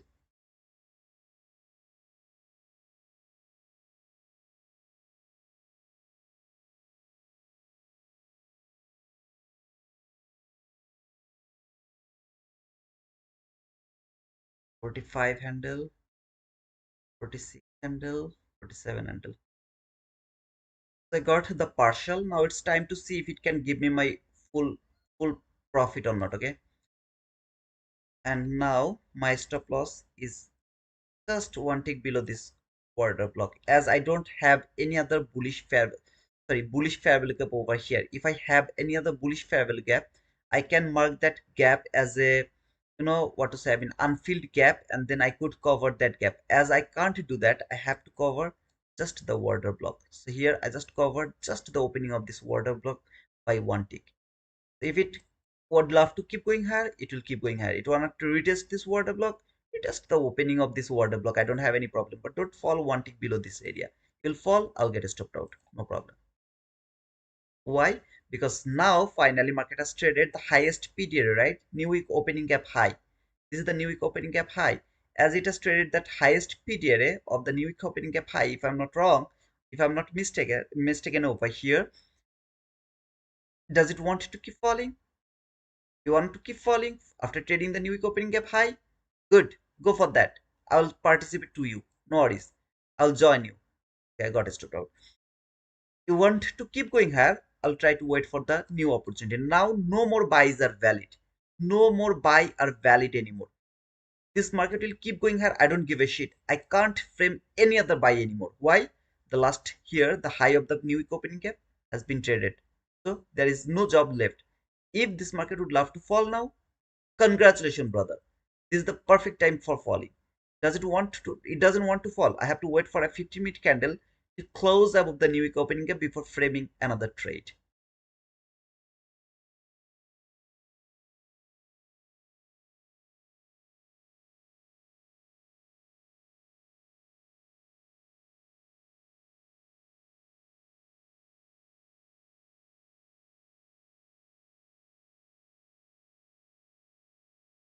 Boom. Thank you, Khalid. Hey, Dora. Thank you for the boom, sister. I'm not bullish anymore. Okay. Can the market be bullish? 100% it can be the bullish, but I can't look for the bullishness anymore as long as the 50-minute candle is not going to close above the high of the new week opening gap. Try to understand this fact, brother. It will close above this new week opening gap high. I'll start to look for buy again for this buy side liquid. As long as it's not, even though I will look for that, but all of this area is also something very strong resistance. They are old week opening gap, old day opening gap, lot of things over here. But according to the right now, the new or the fresh new week opening gap high is over here, right? This is the fresh new week opening gap high. What I've done, I took the entry over here, I put my stop loss to the break even after clearing the partial, then letting the run go. I don't have any problem. I don't have any problem. Like here, it did stop me out, keep going higher. I'm absolutely okay with that. I don't like to do that. I love to move my stop loss according to the price action. But however, for example, you took the entry here, took the partial there, put your stop loss to the break even, let the market to go for this buy side liquidity over here. I have no problem. I can't hold the trade by without trailing the stop loss. I can't do that. And as well as I'm not interested to take any short of buy right now anymore, as the high of the new week opening gap is holding the market. You wanna go for that? Congratulations, go for that, brother. I am now waiting. Either the 50-minute candle has to close out this new opening gap high to frame another buy, or I will start to look for selling opportunity. And for that, I need to see this market to close below this bullish PDR one more time. This is the last bullish PDR. So if it closes below this bullish PDR one more time, I'll start to look for sell again for this sell side liquidity, not for a long term sell, but here this area I will look for the sell again until this area one more time. If it can close below this last bullish period one more time by taking a partial to this bullish period over here.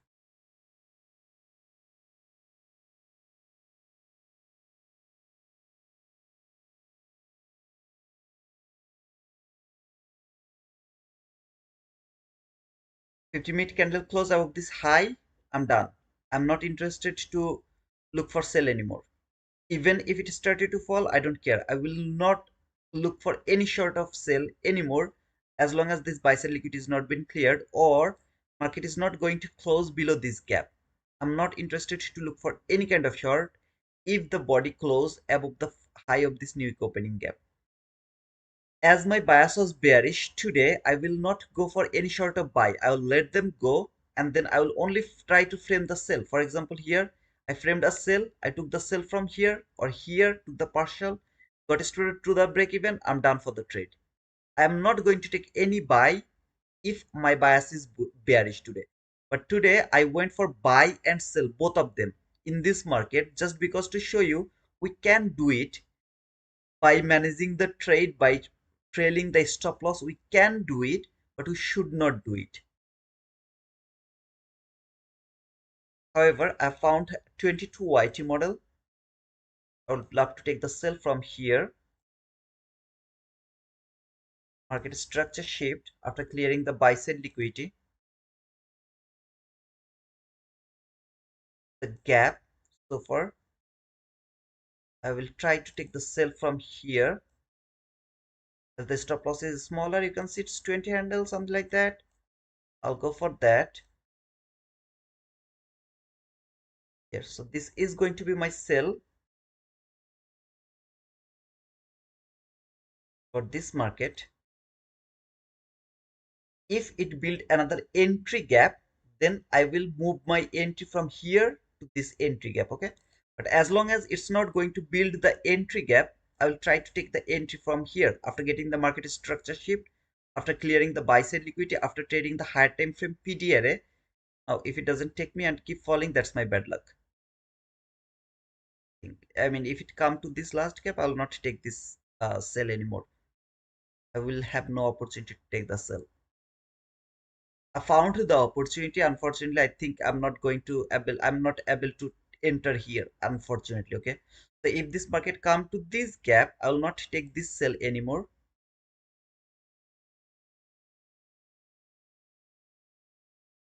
I will not take this sell anymore if it come to this gap.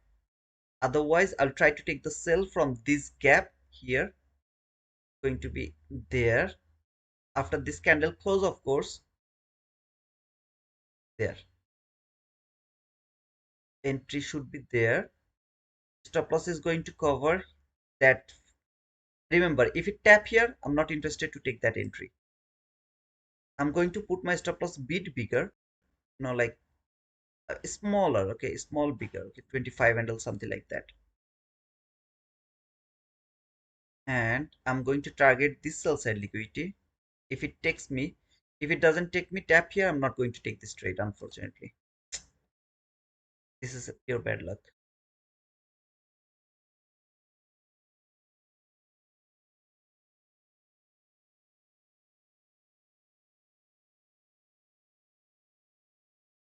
I'll give it a try. I should not do that, but I'll give it a try. I should not, again, I should not do that. I'm just interested to give it a try.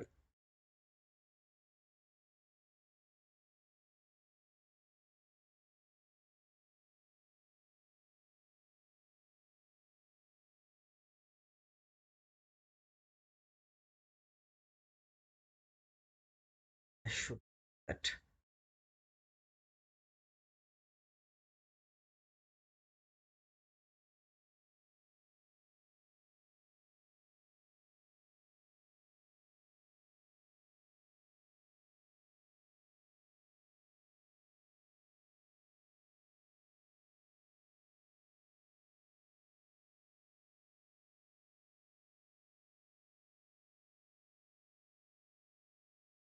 I don't think so it will fall because this is the last APC that is holding the market, sending the market higher. So I don't know, I will be survive over here not and go for this.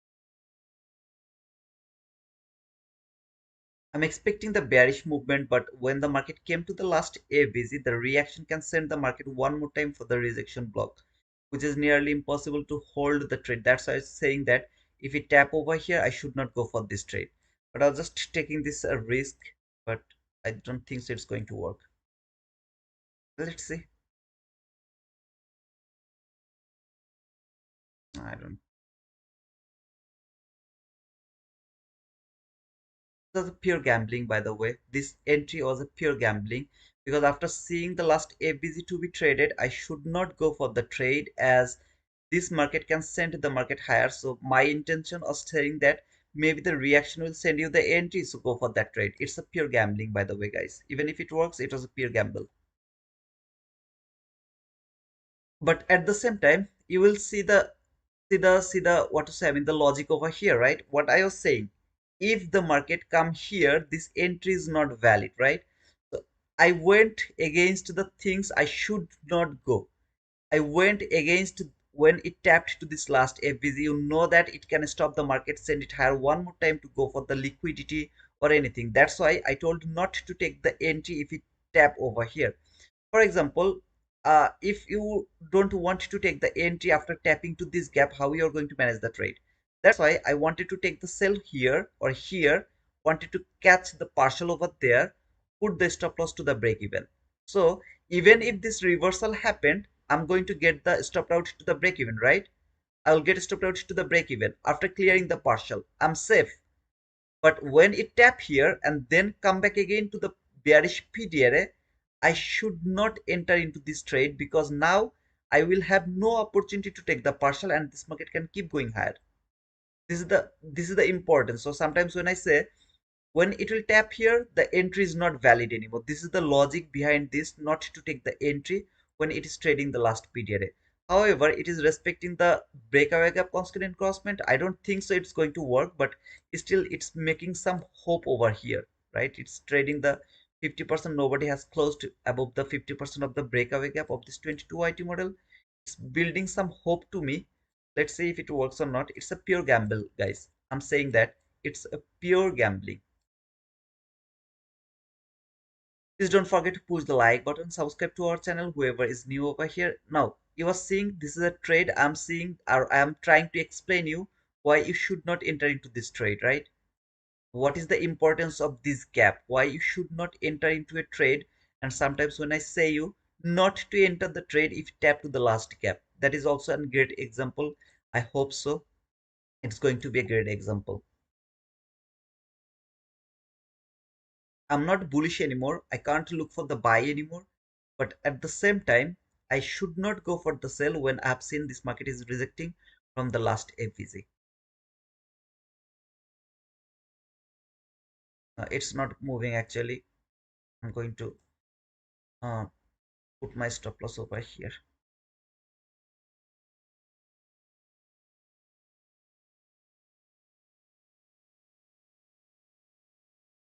I put my stop loss over here because you see here this candle low, that candle high over here, this candle high, that candle low, there is a bullish gap. Next candle over here rejecting from the 50%, went higher, took that high, closed this breakaway gap 100%, respected the 50% of this breakaway gap, came back again to this bullish fair value gap over here. See this bullish fair value gap over here? It trade this bullish fair value gap. The very next candle is an inside candle, right? Still that is respecting the 50% of this breakaway gap. It means that if this candle doesn't give me the speed, it means that it's going to go for that high and the low, both of them. So if I survive over here and market respected that 50%, I will get an opportunity to hold the trade. If it doesn't do that, it means that market will keep going and this expansion I will go toward the bullish side, not the bearish side, to the bullish side. So I don't think so it's a great opportunity or great idea to keep my stop loss over here anymore. Instead of that, just cover the 50% by one tick or two tick, one handle, two handle. Just cover that area to understand that the expansion is going to be the below side or the lower side. Otherwise, I'll get stopped out over here by covering some of my profit, or sorry, some of my loss. Like so, 25 handle, 6 something was my stop loss. Now it's 29, and sorry, 19 handle, much more better. This gap should be open. This gap has to be open. If this gap is open, I promise you, brother, I'm going to get the boom. I wanna say it is going to be unfilled. If this is unfilled, that means market is not going to fill this gap 100% by one or two candle, by this candle or the by next candle or by the third candle, something like that. If it doesn't do that, I'm going to get the boom. There's nothing that can stop me to get the boom. All depends on this gap to be filled or unfilled. If it is filled, that means I'm done. So my stop loss is going to be just one tick above this unfilled gap. Means that if it fill that gap, I'm out of this trade. What I have done, again, I'm not asking any of you to trail the stop loss. I'm just trying to work with the price action. What I've done over here, I moved my stop loss from 25 handle to 11 handle, something like that, covering the most important PD array by expecting to be unfilled as the market should keep falling. It filled this gap 100%, I'll get stopped out over here. It's not about the wick did the damage. It's about this gap to fill or unfill. It's not about the wick did the damage. Okay. If we close the gap 100%, it means it's not unfilled. Market is not bearish anymore. I mean, sorry, it's not in bearish with speed. So I should not hold the trade anymore. So I will minimize my cover. I mean, sorry, stop loss, my loss.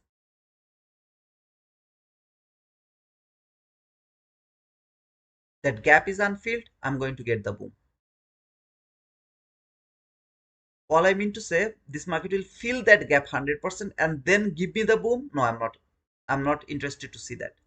So either this market will give me the boom without filling this gap 100%, or this market will fill this gap 100% and will start to go higher again. Maybe to trade this high, to take this high, to take this high. I don't know where, but it will go higher on first, then maybe it will fall again.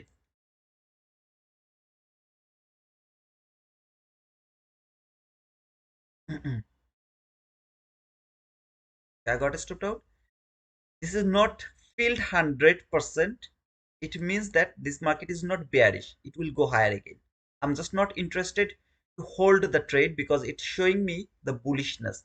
I'm not, I don't know that it is going to go higher above this high or above that high or above that high, or eventually this is a bullish market. I have no idea. If I don't have any idea, I'm not interested to hold the trade as long as here. First of all, I should not go to this trade. First of all, I should not go for this trade. Secondly, even if I'm in this trade, I have to work with this PDR. As the market gave me the opportunity to trail the stop loss, I don't want to hold the trade by putting the stop loss over here for so long by expecting that market is finally going to fall. I just don't want to do that. It is filled 100%. I'm going to get stopped out here because this market is not bearish. For the short period of time, it will go higher to seek some liquidity before falling again.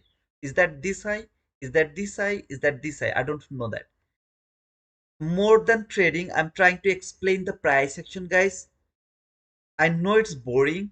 Just give me the winning trade, brother. Just give me the winning trade. But trust me, it's more important to understand than how the PDR is broken, and you are not going to expect some unexpected things.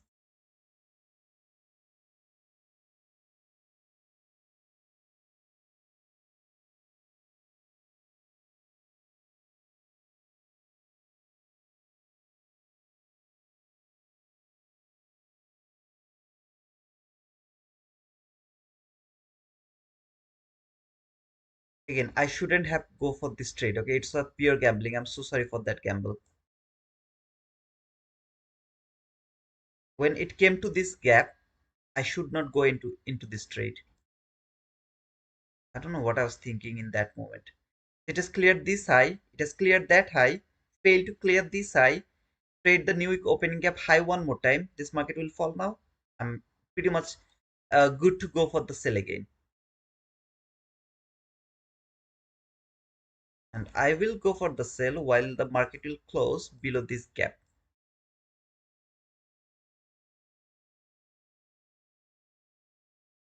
With the same 22 YT model, same everything, same entry gap, same breakaway gap, same everything will go for the sell. This time, I don't need to worry about this gap. This time, this market will break this gap. So first time, when it tap here, I should not enter here because I am not sure that market is going to take some liquidity before falling or not. As I'm not sure about that, I should not enter over here. And then this market will go higher, cleared lot of liquidities, failed to clear the means the origin high of the setup, will fall, will go for the sell for the next time. That's more confident. This high is taken, this gap entry is not valid anymore because the origin high of the setup is broken. 15-minute candle close above this line, it means that it's bullish for the buy side liquidity. I will do nothing over there.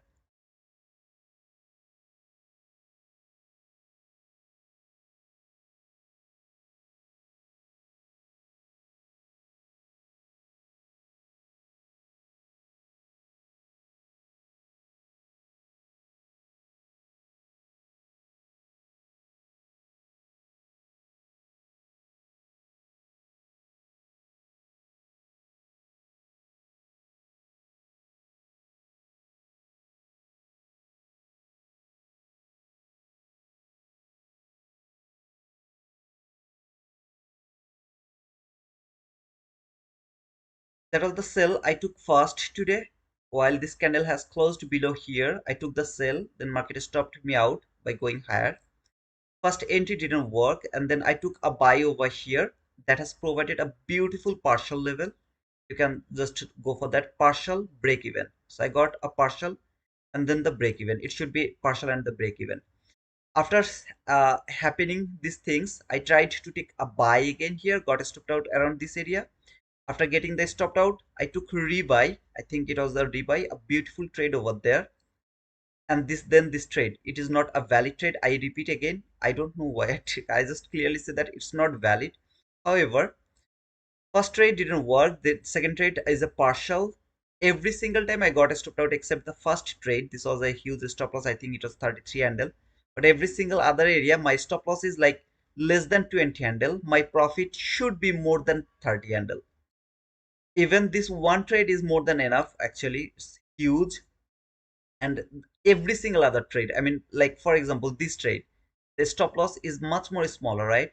So my stop loss is less than 20 handle, my profit is more than 30 handle. It's always gonna make me profitable. However, I should not do this. If I'm bearish, I will only go for the sell. If I'm bullish, I will only go for the buy. As I'm not bearish, sorry, as I'm not bullish, I will not go for any sort of buy over here. I'll keep looking for the selling opportunity. If it provide me any selling opportunity, I'll go for that sell. Otherwise, I'll let the market to go wherever it wants to go. Otherwise, I'll not go for the trade. I'll just let this market to go. If I would love to go for buy and sell, I have to move my stop loss too fast because I'm going for buy and sell both of them. It's not respecting the PDRS. I'm not going to take the entries. If the 15-minute candle close out this side, remember the buy side liquidity is on the queue. I can't look for any sort of sell anymore. I have to keep looking for the buying opportunity. However, those people who are looking for the Asia high, I don't know where is the Asia high. I think this is the Asia high, something like that. Yeah, there is no relationship with the Asia high. That means market will take the Asia high, then it will fall. No, there is no relationship like that way. Market Asia high has been cleared, market will keep going higher. There is nothing wrong with that. It all depends how the market is going to close above the high of the new opening gap. So please try to understand that session liquidity is not something you actually love to use the way you love to use it. It's not something like that. This is how I would love to manage the trade. If I am bullish, I'm only interested to take the buy. If I'm bearish, I'll only go for the sell. If I'm bullish and bearish, both, whatever the market will provide me, I will keep moving my stop loss, keep showing the, I mean, sorry, keep moving the stop loss, stop loss, stop loss. As long as it's not going to hit my, I mean, the extreme loss, I'm not going to get a huge loss or something like that. I should be safe with that by trailing the stop loss.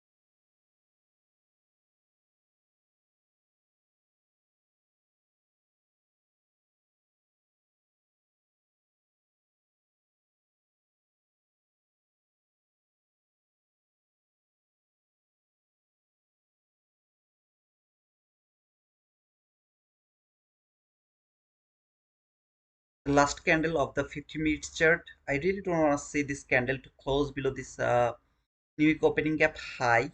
If it closes below this new week opening gap high, it means that it will still be bearish. It's not bullish. I'm expecting this is not going to close below the new week opening gap high. Instead of that, it's going to close above the new week opening gap high. Okay, so I'm going to line of the opening gap. So it has uh, filled the opening gap 100%. The clean highs over here. I'm more interested to see this market will go for this clean highs, and then yeah, after that maybe this market will fall or something like that. But for now, I'm more interested to see this market to go for this buy side liquidity. At the beginning of this today, I was bearish while the market was over here. I just told that I would love to wait for this gap to be broken to look for the sell. And what happened, market actually respect this gap over here, took that liquidity relatively equal lows from 15-minute charts. This low, that low has been cleared. Extreme bull run, extremely bull run, came inside the new week opening gap for the first time. It has closed above the new week opening gap. Wanna see this market to keep going higher for the next new week opening gap or for the buy side liquidity. By the way, please don't take this trade.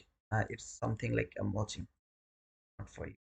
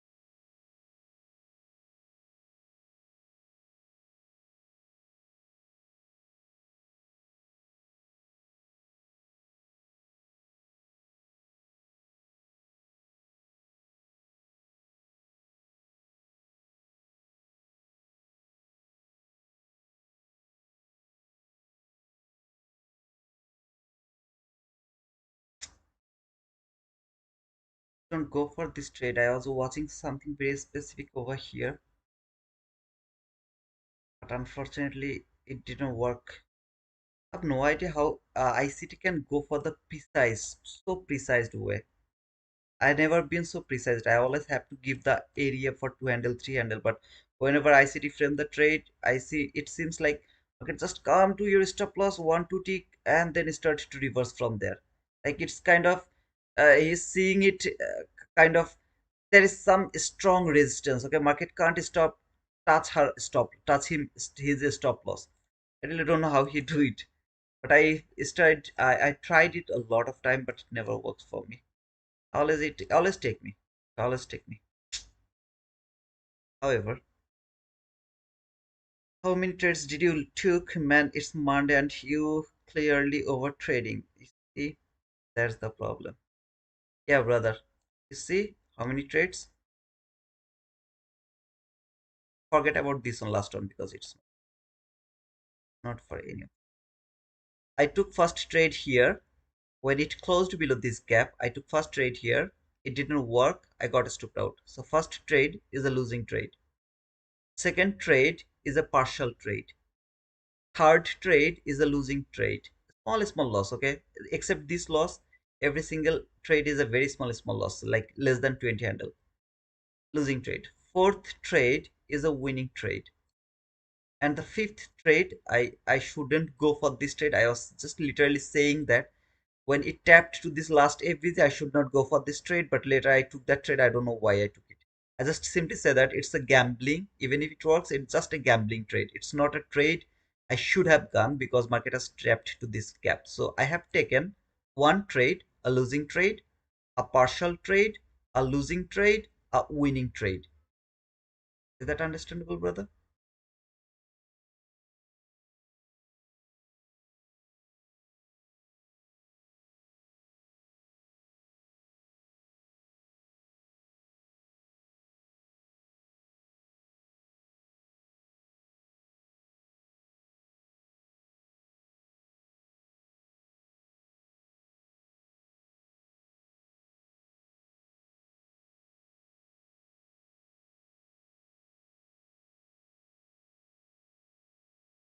Is that fake breakout? If it is a fake breakout, market can fall, but I'm not able to take any sort of sell anymore. I have to keep looking for the buying opportunity as long as this market is not going to provide or prove that it's a bearish market again. So when the market will provide or prove that I'm bearish again, then I have to go for the trade. Otherwise, I can't look for the sell. I have to keep looking for the buying opportunity. It came to this area. I'll go for the buy, the last trade for today. If it can close above one tick above this candle, it's gonna be the order block to take the buy actually from that candle. This is going to be the last trade. If the body can close above this area, don't look for that trade. Above this area, I'll look for that buy again from that specific area. If it doesn't do that and keep falling, break this bullish fair value, of course there is no other trade.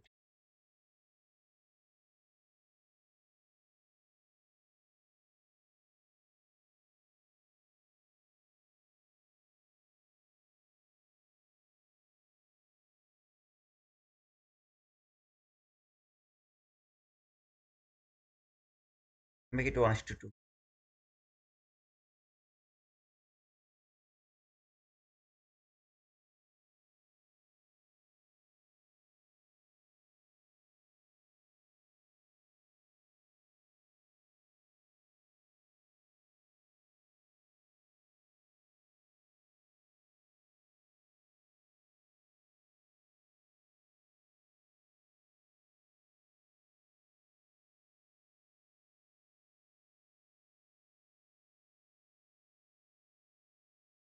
When I keep saying that I'm bullish, so I'll not go for the sell.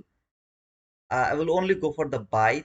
Then people start to complain. Oh, there is a bullish market. This is a bullish market. This is a bullish market. Take the buy. Take the buy. Take the buy. And when I go for buy and sell both of them, oh man. And still I'm green after taking these trades. I'm green. Still I'm green. But people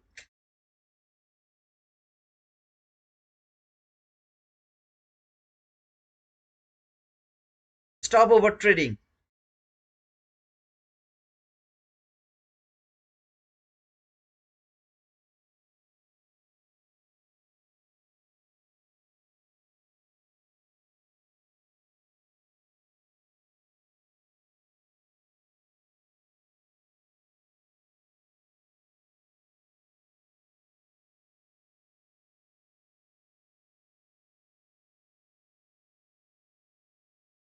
Hey Mario, how long you are with me, brother Mario?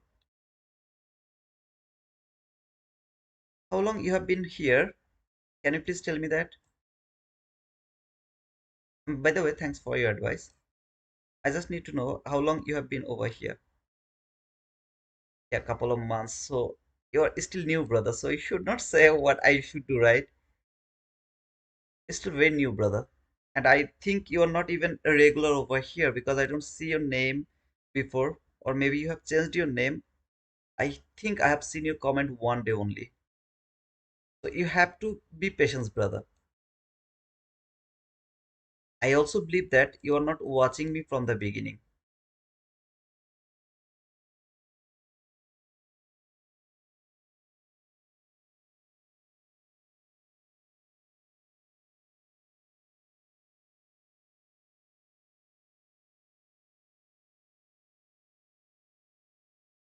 Okay, you're silent.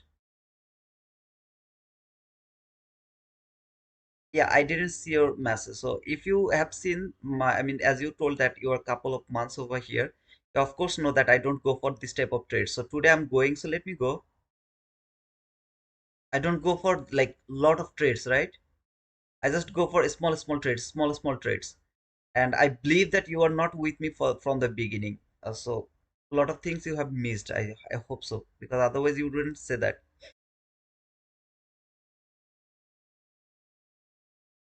You go, please.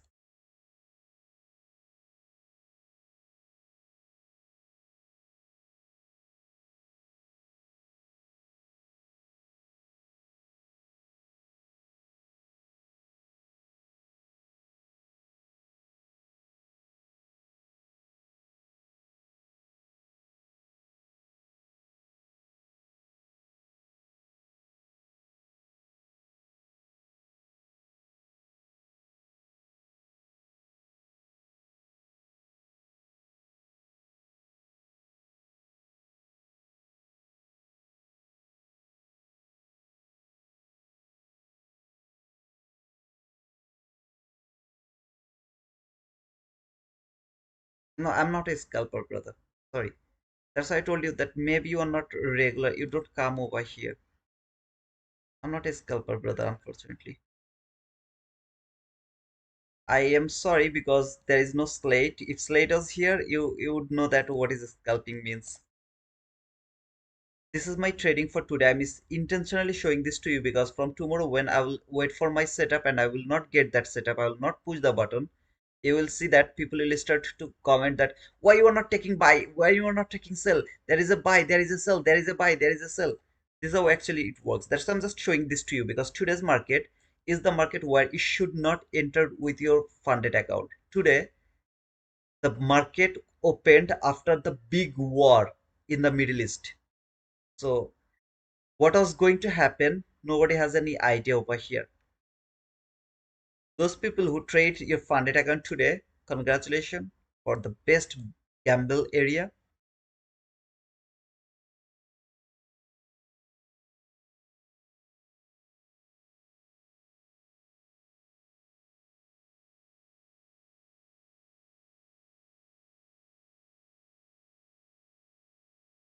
Garish.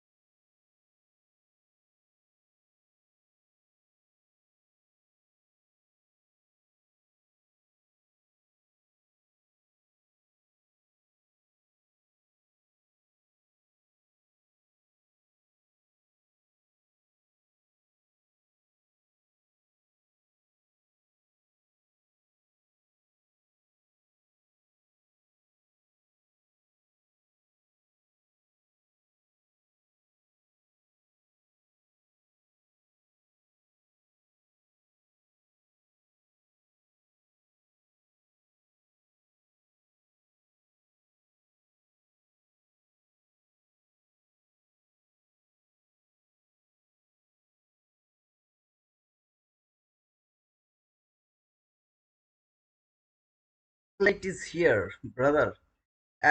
Now he was saying that I was a scalper, so I was saying that I'm not a scalper actually. Slate is the scalper, so the scalping means different. Scalping is not like this. Scalping means like a very small run, which is so obvious, like five handle, 10 handle, something like that. No, I'm not a scalper, brother. It's not a scalping. It's called day trading. Day trading and scalping is different, brother. Setups doesn't matter how you enter. You trading big lots. Short time is equal to scalper. No, brother. I think you have to study again. I'm so sorry to interrupt or to make you correct. Swing trade is means when you are entering in a trade and you are going to hold the trade for few days, a few weeks or something like that. It's called swing trade. And then it comes to day trading where you are going to enter into a trade and you are going to hold your trade for few minutes to few hours. uh, this is called day trading. And scalping means you enter and you out. That means you enter, maybe like here you enter here and you are going to put your stop loss. Scalping, this is called scalping. Okay, so for example you took entry over here and your stop loss is something like here, and you are going to out here. So you enter here, stop loss there, target. This is called scalping. So I think you should have study a bit about the scalping. I can't do a scalping, unfortunately, sorry. Slate is the one who is doing the scalping. I so far I know. Okay, I mean in my well-known area, Slate, this guy, Phoenix Trading Labs, is doing the scalping.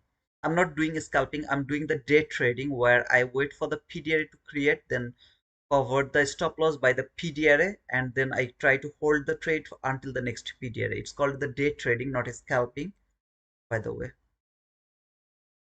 Made very, to be honest, short scalper, long scalper. Well, we need to determine then time frame, what's average trading time. Brother, you are absolutely new, okay? So you have to spend some times to understand. Please stop telling all of these things. You are absolutely new, brother.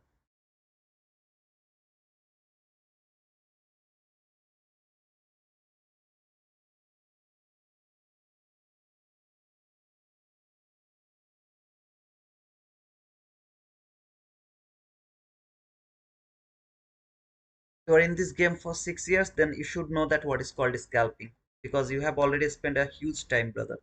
You should understand what is scalping. Scalping is not holding a trade for a few minutes. Scalping means you are in a trade, you are out of this trade. Most of your trade is going to be 5 second, 10 second, 15 second, 20 second, 30 second, 1 minute, 2 minute, 3 minute, maximum 5 minute, maximum 5 minute. Even most of the times you are not able to hold your trade for 5 minutes. You are going to hold your trade for 1 minute, 2 minute. Like 1 minute is too much for you. You are a scalper.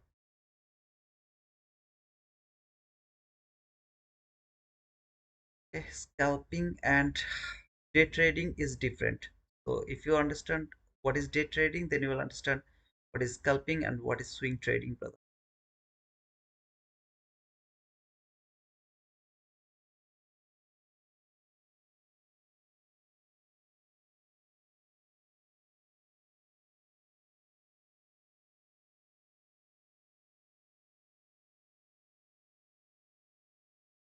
Phoenix, correct me if I'm wrong, brother. Phoenix, if you are still over here, you have more experience rather than me, right? So please tell me if I'm wrong. Tell me directly, okay? I can be wrong, so there is nothing wrong to learn from you guys as well. So I know scalping.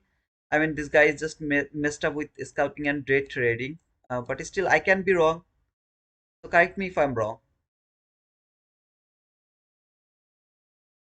And I'm gonna keep this here because I know that I'm going to lose some viewers as well, because it seems like over trading. I'm gonna keep it over here because tomorrow when maybe I'm not going to get a trade tomorrow. Maybe I'll get one trade or two trade maximum, and you guys will get hyper and you will say that, start to say that it's a bullish market, take buy, it's a bearish market, take sell. And well, I'll say that, brother, I am bullish, I will only go for the buy, or I am bearish, I will only go for the sell. I don't care if my bias is bullish or bias is bearish. If I'm not getting my trade according to my direction, I'm not going to take the trade. You will start to scream again, brother, please go for that trade. I don't know why you would do that. I mean, but again, I'm not going to take the trade. Okay, buy, sell. I'm not going to do that from tomorrow again. I'm gonna go back again for the bias based trading. So I'm bullish, I'll take the buy. I'm bearish, I'll go for the sell only. Please don't get confused by the scalping again. I'm not doing the scalping or something like that. Scalping needs more experience, kind of more than at least 15 years, I believe so. 13, 14, 15. More the more experience you will have, the better scalper you will be.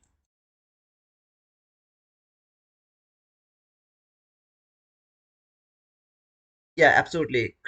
Creepy. Scalping means maximum 1 minute, 2 minute, 15 second, 10 second. This is called scalping. Uh, so please don't mixed up with the scalping and day trading. This is highly problematic because if you are a swing trader and I'm saying you are a day trader, it means that I don't have the understanding of swing trading, right? So please make sure that you have studied that more. Scalping means more like small. Wait, sorry, I was distracted, so I didn't hear the question. Oh, it's Phoenix. I was asking that. I mean, brother Mario's telling that I'm a scalper. So I told him that I'm not a scalper. I'm a day trader. Scalping means you are going to hold your trade maximum 1 minute, 2 minute, maximum 5 minutes. Okay, I'll say maximum 5 minutes. Even no scalper hold the trade for 5 minutes. But for the sake of this conversion, I'm going to say that I'm going to hold the trade for maximum 5 minutes. Okay, but most of the my trade is going to close within 10 second, 15 second, 5 second, 20 seconds, something like that. This is called scalping, and we are doing the day trading, not the scalping, where I'm waiting for a specific case of scenario, wait for the setup, and then I'm going to take the entry from that setup, and we're going to hold the trade for the next PDR. It's called the day trading, not the scalping, where our trade is maximum for 30 minutes, 1 hour, maximum 1 hour, 2 hour. Scalping is I'm like learning a new methodology. It takes practice. Yeah, of course, we are talking about the timing. How long a scalper should hold the trade? Maximum time. Maximum time. How long they're going to hold the trade?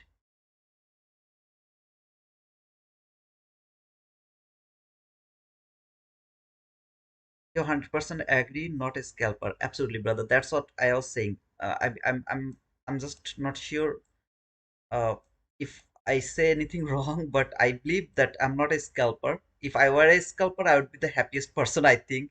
So when Mario told that you are a scalper, maybe I would be the happiest person because I really want to be a scalper, but I don't have that experience. So far, I have just one near about 10 years experience, so it's nothing for scalping.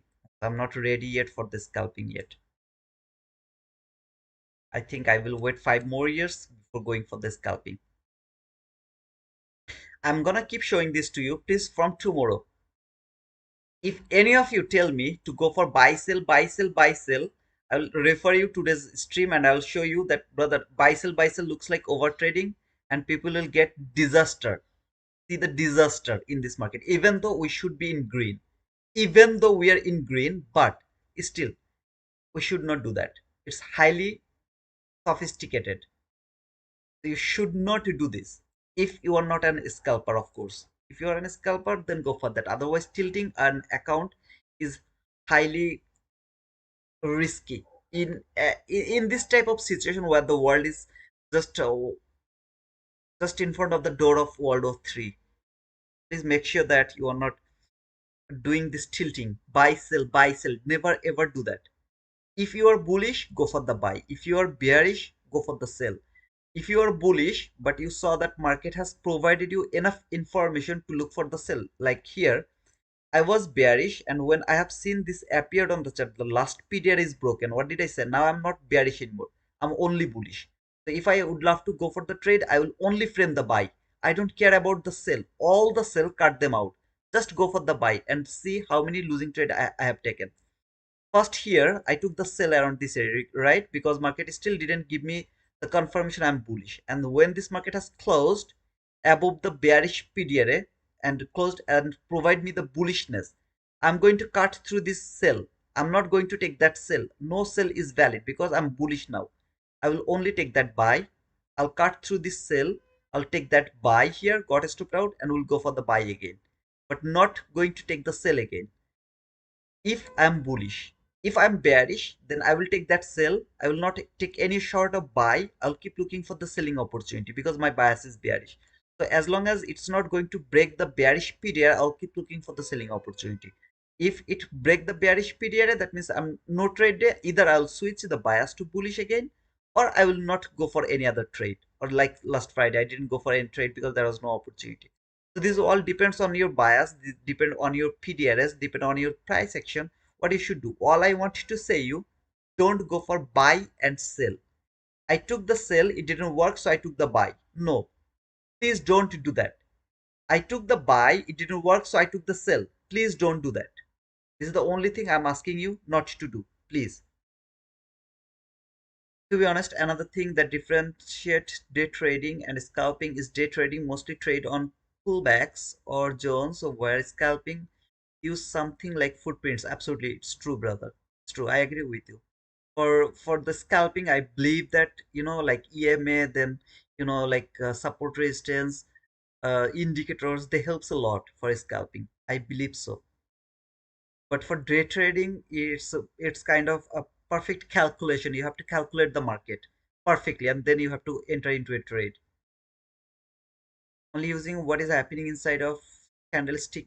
Yeah, absolutely, brother.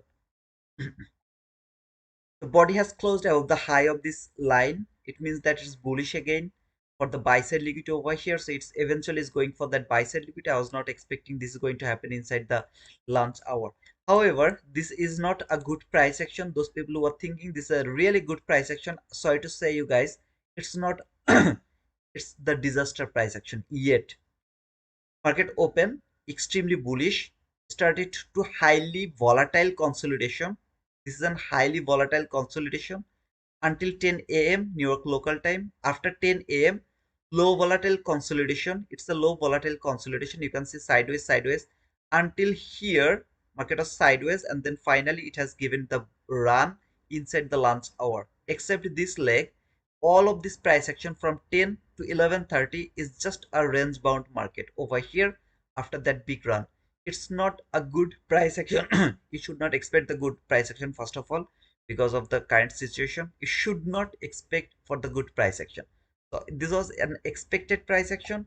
Either go with your paper trade or your challenge account. Don't touch your funded account. If you wanna go with the funded account, make sure that your contract size is one micro contract. One micro contract, go for the partial level as your target. So you took and buy or sell, your stop loss is for 30 handle because it's highly volatile, and you are going to close your trade around 30 handle. Just close the trade by one micro contract just to survive over here. It's not the time to make the money, it's time to survive in this market. If you think that there is no relationship with the current world situation with the market, you are just a fool, and you are just living in your dream. This market is the shit market ever. Anything can happen anytime, and it can destroy your whole trading, everything. It can destroy everything. This is not a good time to trading as long as this world is working like the way it's working over here. Just my opinion again. You can know, I mean, no, you know better than me, right?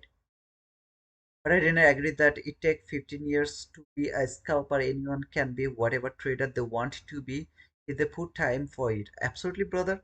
But I told you depending on my experience, okay? Because I believe that I have spent a more time in front of the chart, like lot of time, okay, lot of time, lot of time.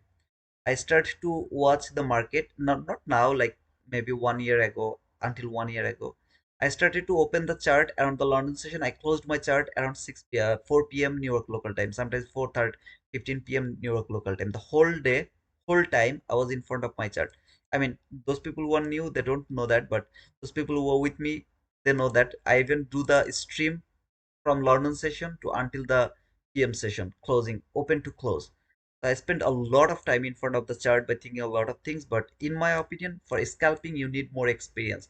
Even 15 years is not enough. I think it should be 20 years of 20-25 years of I mean chart time you need. So it's not about your practice, it's about your chart time. How much time did you spend in front of your chart? It's not about your practice. Practice is not going to make you perfect over here.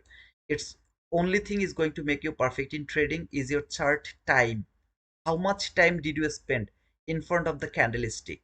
Is not like something you will open the chart and you will play the game or doing something else. No, it's not something like that. You're watching every single candle, 1 minute candle, by asking what is it going to do. Every single candle. It is called the chart time, not something like market. I opened the chart and I'm just watching the chart. It's not something like that. So you have to read every single candle what is happening. According to ICT, we called it like deja vu, something like that. It means that when you will have enough chart time in your head, in unintentionally or your intuition will work so perfectly, and that will help a scalper to scalping. In my opinion, again, I can be wrong, brother. I don't think so. Practice can make you a perfect trader. It's nearly impossible because this is a random market. Okay, so practice has no importance in trading, in my opinion. All you need chart time. In other word, experience. So if you see the trading, we called the experienced trader, not a trader like who practice a lot, right? Like experienced trader, of course, they practice a lot, but otherwise, experienced means they have enough chart time to understand the market patterns. Again, my opinion only. I can be wrong, brother. In my opinion, different trading styles do will do better in certain environment. If your strategy depends on volatility and unpredictable price action, you can do good in uh, troubled times. We just started in the opening February 25, February 26. Yeah, I can see it over here, brother. My opinion just okay. This buy side leg is going to be cleared, and then we'll see if it fall. I mean, it's a bearish market. Overall, it's a bearish market, of course. But this buy side liquidity will be cleared and then this market will fall. That's for sure. I mean, after clearing this buy side liquidity, then it will fall.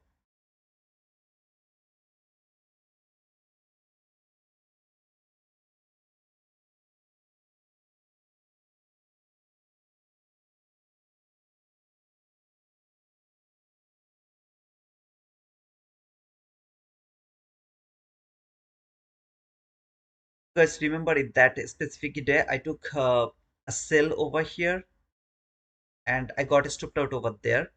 After that, I took another sell, got partial, got stopped out to the break even. Another buy here got spread out to the break even. I think with a small loss, not break even, a bit loss over here because I didn't move the stop loss. And finally, I took that buy that gave me the profit. So over here, all of this area, I was a small profit, like a small green, and finally that profit has provided all the like profit we needed over here. Around the PM session, we have found the same kind of scenario around this area. We have framed a buy here with 17 handle loss. Then we trade up, sorry, we framed another buy here with 12 handle loss. 17 handle, 12 handle, 30 handle, not 20, 30 handle, plus some, less something here. So 30 handle, we took the loss and finally we framed the buy from exactly over here. We got the whole leg over here. It was 90 handle run, if I'm not wrong, if I'm not mistaken. That was a 90 handle profit over here. So after taking 30 handle loss, we got that 90 handle profit. Around the morning session also, I mean, it was a small loss, small profit, small break even, not a small break even, a small loss over here, and then this big boom. So one, two, three trade is more than enough. I'm sorry, it was more than enough over here. Even though around this area I was tilting actually, not going for buy or sell. I, just because of I was late over here. If I'm not mistaken, I was late in that day on Friday. I was more interested to see the price action over here, but I was late over here, so I had to tilt a bit over here before going for the trade. I had to go for that because I was a bit late and I missed all of this run over here. However, this is not going to happen. I mean, lot of trades with buy sell, buy sell, buy sell. It's not going to happen again. I hope that you guys will understand that fact. I'm only interested about this buy side liquidity, which is over here from 15-minute chart. This clean buy side liquidity is my interest to see. Market should go for this buy side liquidity to be cleared, and this is the last FVG that I'll give the highest priority. That means if it would love to give some sort of reaction, it should give me that reaction from this last FVG from the 15-minute chart. Before that, more interested to see it. It will finally go for this clean buy side liquidity, and from tomorrow again I'll start to look for the selling opportunity, even though I don't need to do that. It all depends on the current market situation, or not market situation, world situation, whatever the world is going to tell me. I have to take the decision depending on that. I'm not bearish as long as this buy side liquidity is not going to be cleared after closing up the new week opening gap high. All of this area can give me some sort of reaction, some sort of reaction to trade some PDRA, bullish PDRA before going higher. You have to just look for that from the PM session 1250 to 350, 345. Okay, 345, 1250 to 345. That's the PM session. Would love to see the price action around the PM session. Not expecting something good around the PM session, as well as it's gonna be disaster. Okay, as long as the war is not going to stop, price action is gonna be disaster.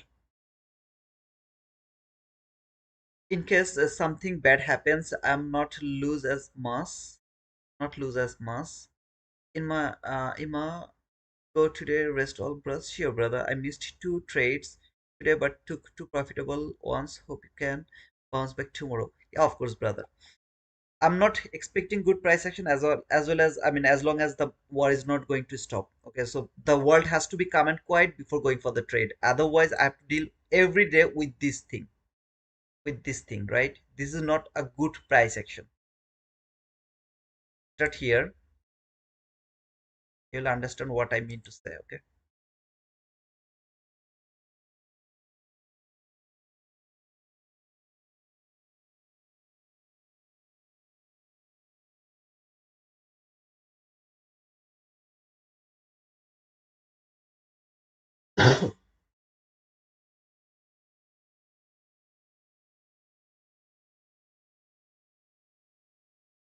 This is the price action for today. A clear, beautiful price action over here, and this type of price action is nearly impossible for me to trade. Look what happened over here. Market start to open here, high, low, and high, right? Low has been cleared, high has been cleared. Build a higher high, lower high. Sorry, higher. How to say that?